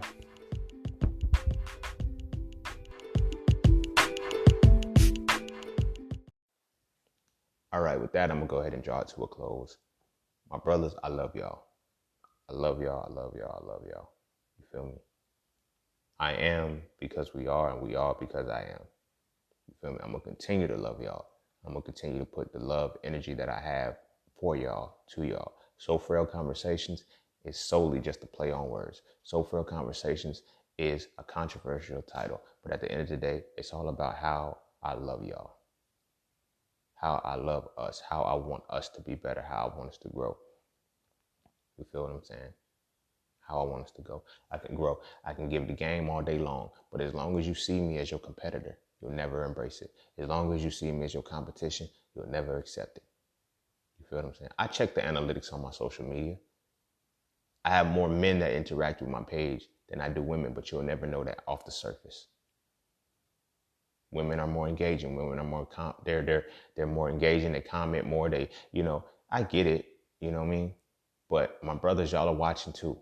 I got so many of my brothers who hit me up in my DMs and shit and be like, yo, you giving me so much game, man. You helped me with this, with them, like, and I get it. A lot of times we feel like we can't give that praise in public because it's the competition. Oh, you dick riding. Get off his nuts, man. Get off his dick and shit like that. You feel me? You on that gay shit. Like, no. You love me and I love you back. That's what is occurring right now. And in that love that we have for each other, betterment through correction has been happening. You feel me? I got homies that told me that they've been watching me for like 6 years now. I didn't even know the shit. It's like, yo, bro, you fucking transformed me and didn't even know it. Like just the shit that, you taught me and shit. I don't even be knowing who I'm dropping gems to, who I'm talking to. Because they don't respond. You feel me? Why can't we respond like that? Why can't we have that? Because there's no love. There's no love there's no expressive love because we think love is gay. We think love is homosexual, or, it's you dick riding. Get off his dick, man. Like, you know what I mean? Stop riding him, and you pole jocking and shit. All these different euphemisms for the shit. The fact of the matter is that we love each other and we're correcting each other and getting better. It ain't got nothing to do with dick riding and no shit like that. You feel me? The problem is we're not competing. I'm not competing with my brothers. That's why I was saying the women, they more interact with my page and they more interact with my content, verbally and openly, because we're not competing with each other. And we're not even in the realm to be competing, and we thoroughly understand that. But my brothers, we still have to overcome that. You feel me? That's why I'm saying I respect my brother Pat. I respect my brother Doug. I respect my brother Paul. I respect my brother John. I respect my brother, my biological brother. You feel me? Ty. You feel me? I respect all of the men in my space. My homeboy Will, like everybody, I respect them. You feel me? Because that competition doesn't get in the way. You feel me? That competition doesn't get in the way of the love. And we don't try to stifle each other. We don't try to like, yo, bro, sue me. I'm rooting for everybody that's black. They want to see me win just as much as I want to see them win. And that's why we win it. You feel me? That's why we win it. Because we want to see each other win, and we put in the effort to make each other win by enhancing who we are individually, because we cooperate rather than be competitors. You dig what I mean? We need to get over that as black men. Stop trying to be competitors with each other. You feel me? That's what love is. That's what it is to love your brothers. I'm no longer seeing you as the competition. You feel me? I'm not going to do something. If you can do it, I can do it too. Anything you can do, I can do better. No, bro. Find out why the fuck I can do it. You might be able to do it better, but don't try, like find out where I'm at. You feel me? That's why I always tell people, yo, don't lump your head up like I did when I'm telling you how to keep from lumping your head up. You feel me? Don't. That's stupid. But when you trying to be the competitor, I'm going to do it this way, and I'm not going to go down the route. All right, you still going to hit the same bumps in the road that I hit. I'm trying to show you the path. Like, you feel me? A lot of times, motherfuckers, some people will cut down all of the trees, clear the whole forest for you. You feel me? And say, hey, you can walk this way. But you would say, nah, I'd rather cut down my own trees. All right, go ahead and waste the fucking axe. Or you can say, bro, you already cleared this path out. Let me come help you clear the path that you're already on. Now you're doing half the work that you were once doing. As opposed to having one motherfucker have already done a whole bunch of work, and we're refusing to help them continue, I'm going to start over. I'm going to cut down my own tree, create my own lane, create my own path. Cool. That's fine. You do that. You feel me? You do that. But at the same time, don't try to start from the beginning of the forest if there's half of the forest already chopped down. It's like, okay, you already got that. Okay, cool. I cleared this path for y'all. Y'all don't have to you feel me? I'm not speaking directly on me. I'm speaking on the collective. There's so many people who have already cleared the motherfucking path for us. Already cleared the motherfucking path for us. And we refuse to walk up that path and then create one. You feel me? Like, this is where you are. Okay, so you're chopping now. Now I'll start chopping because you're still chopping. Now we're at both a point where we're chopping. Now I can, based off of this path that you cleared, now I can stop trying to, I want my own path. We're going to call this Sayin's lane, Sayin's way. You feel me? Fuck everybody else who's already cut down this shit. You feel me? I'm gonna wrap up with this. My ability to love my brothers, my ability to love just black men, really love, you feel me, from the perspective of betterment through correction, is indicative in my plant-based information. I'm not gonna hold you, right? I studied motherfuckers who already did the shit. Dr. Sayin, Dr. Africa, Queen Afua, you feel me? They've been putting in work. They've been putting in work for about 40 years. They had put in 40 years of work. And they left it in books. You feel me? Now, granted, I had to still do my own research and shit, but they put 40 years of their information in books that I can read in a week. I'm not about to go put in another fucking 40 years. Fuck no, the 40 years is already put in. It's already done. You feel me? I'm going to cooperate with this shit now. I'm going to create my own lane. That's how Hitting It Raw came about. Because I'm like, yo, I want to be able to break all of this shit down. You feel me? Now, granted, I did go to med school. Granted, I am a forensic biology major. So I did put some time in. Don't think I just read their books and just hopped on the shit, because I had to be able to understand what they were talking about. But that's how Hitting It Raw came in. That's like, okay, this is the path y'all clear. Now here's my lane. But y'all already did the path. You feel me? That's what we got to stop doing. We got to stop doing that shit. At this point, it's now about the people. It's now about all of us as I wrap this up. But we got to stop doing that shit. All right. You feel me? The path is already laid out. The path is already laid out. It's paved. It's set the fuck up for you. Follow that shit. You feel me? Dr. Claude Anderson has Powernomics. He has the economic side of the shit on Smash.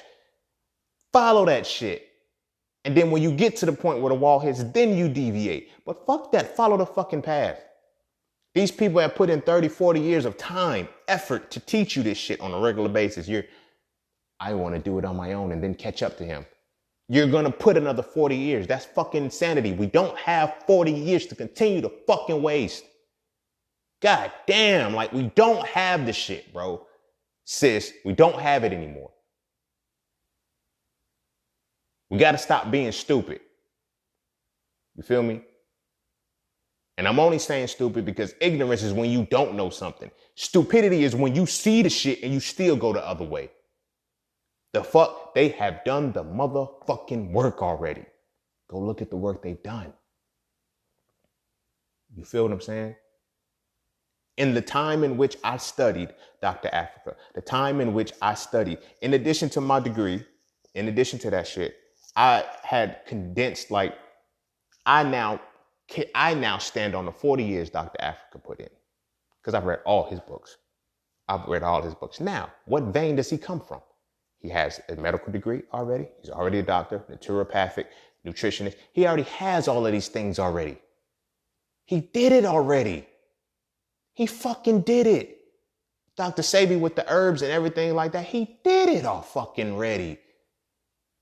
Queen Afua with the womb work and all of these things, she's done it all fucking ready. And they told you how they did it. They told you what they did. They told you how they did it. So now you take what you know and you merge it and you intertwine it and you create what you create. It won't no accident how the doctors told my sister she couldn't get pregnant. I put her on a plant-based lifestyle through the information that I learned, and my niece was born. Matter of fact, her birthday's next week. Yep, her birthday's next week at the release of this episode. But yeah. Stop. Like, motherfuckers really think I learn fast? No. Well, I do learn fast. But I learned from motherfuckers who learned it slow. You feel me? They already put in the work to get me to the point where, oh, you did, like, that's what the fuck it's about. That's what the fuck we supposed to be doing. We got to stop. We got to break this mentality, one, of competition, and two, the ideology that I have to struggle for this shit to be successful. No, I don't have to start from scratch. When people have already done it. I'm not starting from scratch. I refuse to. You feel me? So I took the 40 years that Dr. Africa has already put into the game. I took the 40 years that Dr. Sabi has already put into the game. I took the 40 years that Queen Afua was. That's 120 fucking years and I'm only 30.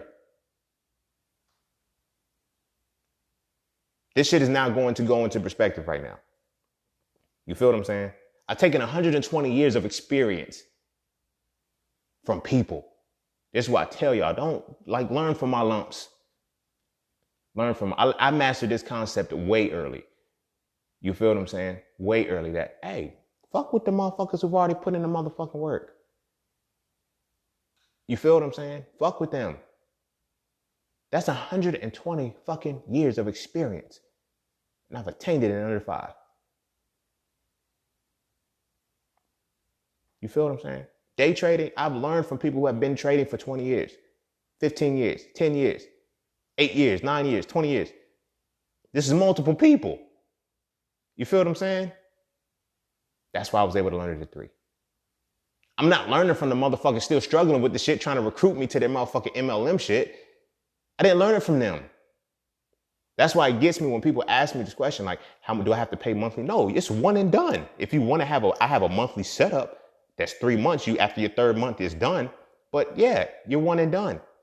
I put in this time to go to the people who actually put in the work. You feel me? I study from motherfuckers who I've been trading for 20 years. And I see the proof in they shit. Oh, that's just 20 years of motherfucking information. It's in a book. It's in a motherfucking book that I can read in 2 weeks. Okay, bam. You feel me? I've learned how to master that aspect of life. I'm no longer trying to build from scratch anymore. I build my shit from scratch. You feel what I'm saying? But I've learned from motherfuckers who've already put the shit in. They've already made the mistakes that I'm liable to repeat. I'm liable to fuck up. To keep me from fucking up. You feel what I'm saying? But as long as we sit in this competition-based mentality, nah, I'm going to do it like this. I'm going to do it my way. I'm going to do it my way. My way is to follow the motherfucking way of a motherfucker that's already cut the path down. I'm sorry. I'm not cutting trees forever. I'm going to cut the necessary trees I need to cut. And then when I see another path, hop up on that motherfucker. And when I get to that wall and I got to start cutting again, then I'll do it. You feel what I'm saying? That's the only reason why I'm in this position that I'm in, you know? But like I was saying, so it goes from learning Queen of Four, learning Dr. Sabi, learning Dr. Africa, being in med school, being a forensic biology major, learning this shit, hitting the raw king. So now I'm sitting on 120 years of experience. You feel me? That's 120 years of experience between Dr. Sabi, Queen of Four. Like, this shit is really going, like, you should really start to look differently at your elders now. You feel what I'm saying? The ones that are leaving some shit. This is 120 years between these 3 people alone. I study way more than that. These are who I'm giving credence to because these are the ones who I really set. I read all of Dr. Sabi, Dr. Africa books. I read all of Queen of Four's books. I pretty much watched everything Dr. Sabi had. These are the people who I sit under. These are the people who I'm like, 120 years between them. You feel me? Shit, it really changes the game, don't it? It really changes the game. So I'm standing on their 120 years, and I've only put in my 5. 6. No, it's 10. No, it's more than that, because I've been studying biology and science and shit since it's been like 15 years. 15 years studying it the way that I have. You feel what I'm saying? My individual 15 motherfucking years on top of the 120 years of them. I still got more time to go. You feel me? The problem is nobody wants to see that shit when it comes to you being black. You feel me? The reason why the shit is called the Hitting It Raw program, because I know sex sells and I know motherfuckers they're not going to come if I try to come with that, because I got to worry about being challenged. Where'd you get your degree? I've had that question.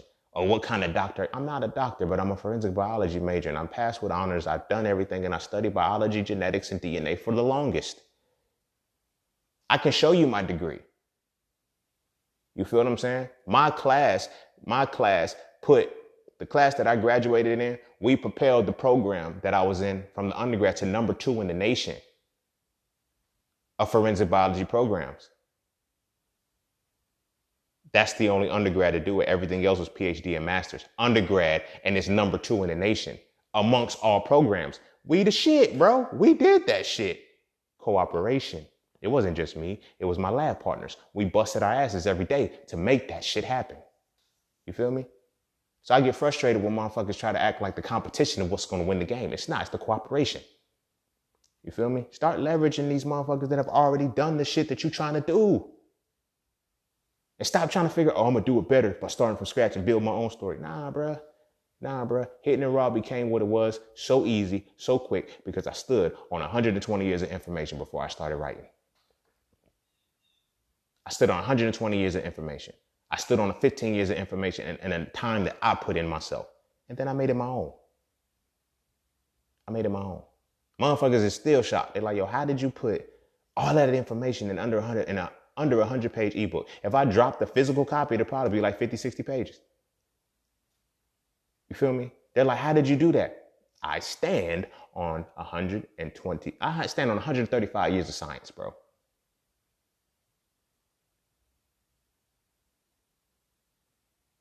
That's why I'm confident in the shit that I talk about. Motherfuckers think it's arrogance because they assume that, whatever. Bitch, I stand on 135 years of science. Bitch, fuck you. I got a right to brag. I brag different. You know what? I'm going to really start saying that shit. I stand on 135 years of science. Bitch, I brag different. For real, for real. That's why I could talk about the shit that I talk about. Let's not even factor in the fact that the books that I read were written by, man, you know how many genetics books, the genetics book that I studied for about medical science genetics, right? The professor that wrote it taught at the school that I went to. I got that book, read that book. You feel what I'm saying? That professor is a good 40, 50 something. I got his shit too. Shit's all in books, bro. You feel me? I just had the ability to see and make different connections. Now that is where the differentiation factor comes in, but that's something different. But I'm in with this, bro. For real, it's done. Love. Brothers, we need to love each other. If we love each other, we'll break this competition between each other, and that keeps us grounded. That keeps us from unifying. And we will learn to cooperate with each other. When we learn to cooperate with each other, we can enhance based off of the skills that we have within one another, right? So love your brothers, love your homies. If the love that you have for them and the love that you have and that you feel they have for you doesn't enhance you or correct you or make you better, that's not love. Goes back into admiration, desire, infatuation, and lust. And that's going to keep you in it. It's not going to make you sharper. But then at the same time, they're hating on you, because if you decide to start making yourself better and then they start getting distant from you, pay attention. That's not cooperation. You are in a rivalry. You are in a competition. And motherfuckers wonder why I say misogyny is the competition between men before it's the hatred of women. Bitch, is written right there. You feel me? Let's love each other again, bro. Let's love each other again. For real, for real. No bullshit. This one was really long because I love y'all. I love us. This is what love is like. You feel what I'm saying? We need to feel that. And plus, I told the stories about motherfuckers at the beginning. But anywho, the point of the matter is this. It's about love. And if going forward, if we can't love our peers, if we can't love our elders, and we can't break the let's not teach our boys to do this shit. Let's make sure our boys are not in competition, but they are in cooperation with each other. Right? Let's do that shit. Let's start that shit now. With love comes correction. With love comes the correction, and love is the betterment through correction. When we start to tap into that, let's start teaching our boys that early so they can start loving their homies. They can start loving their friends, and they can start cooperating. Not just cooperate when it's time to get some pussy. We good as fuck at that shit. Playing the wingman and all that shit. We can cooperate then. Misogyny, competition between men, the rivalry. Man, y'all see how deep this shit really is? This shit frustrates me, yo. Because it's like, your motherfuckers just don't see it. It's right here in our faces. What the fuck is happening to us right now? And we won't let it go because we can't. Because we still want to be in this realm of competition with motherfuckers who can't compete with us. They had to rig their game because the world rigged the game in our favor. Earth rigged the game in our favor. I'm not mad at them for that shit. That's why they got to divide us and keep it, because it's like, oh, y'all can't cooperate. That's not fair. That's why they banned controlled substances in sports. They used to be able to take steroids. They banned it because you can't take steroids and have melanin. This is really not fair. The fuck? Okay, that's a whole different conversation. Make sure the boys are able to cooperate at a young age. Make sure they're starting to love each other early. All right? And love each other for real. And let's break this competition mentality. Let's break this rivalry mentality. And let's really start to work together. Let's really start to cooperate. I'm telling you, the game will change. I promise you, it's going to change. You feel me? It's going to change. All right? So with that being said, go kiss your babies. Make sure they eat their vegetables. Make sure you go tell your brothers that you love them and you love them for real. And if you start to acknowledge that your relationships with your brothers are only out of competition and rivalry, start to reevaluate. Start to go towards relationships now with your brothers that are going to love you for real, and they're going to enhance and make you better through cooperation, through the different mediums of that nature, right? So I love y'all. Go kiss your babies. Make sure they eat their vegetables. And I will see you on the next one. Peace, love, knowledge, and freedom. I'm out.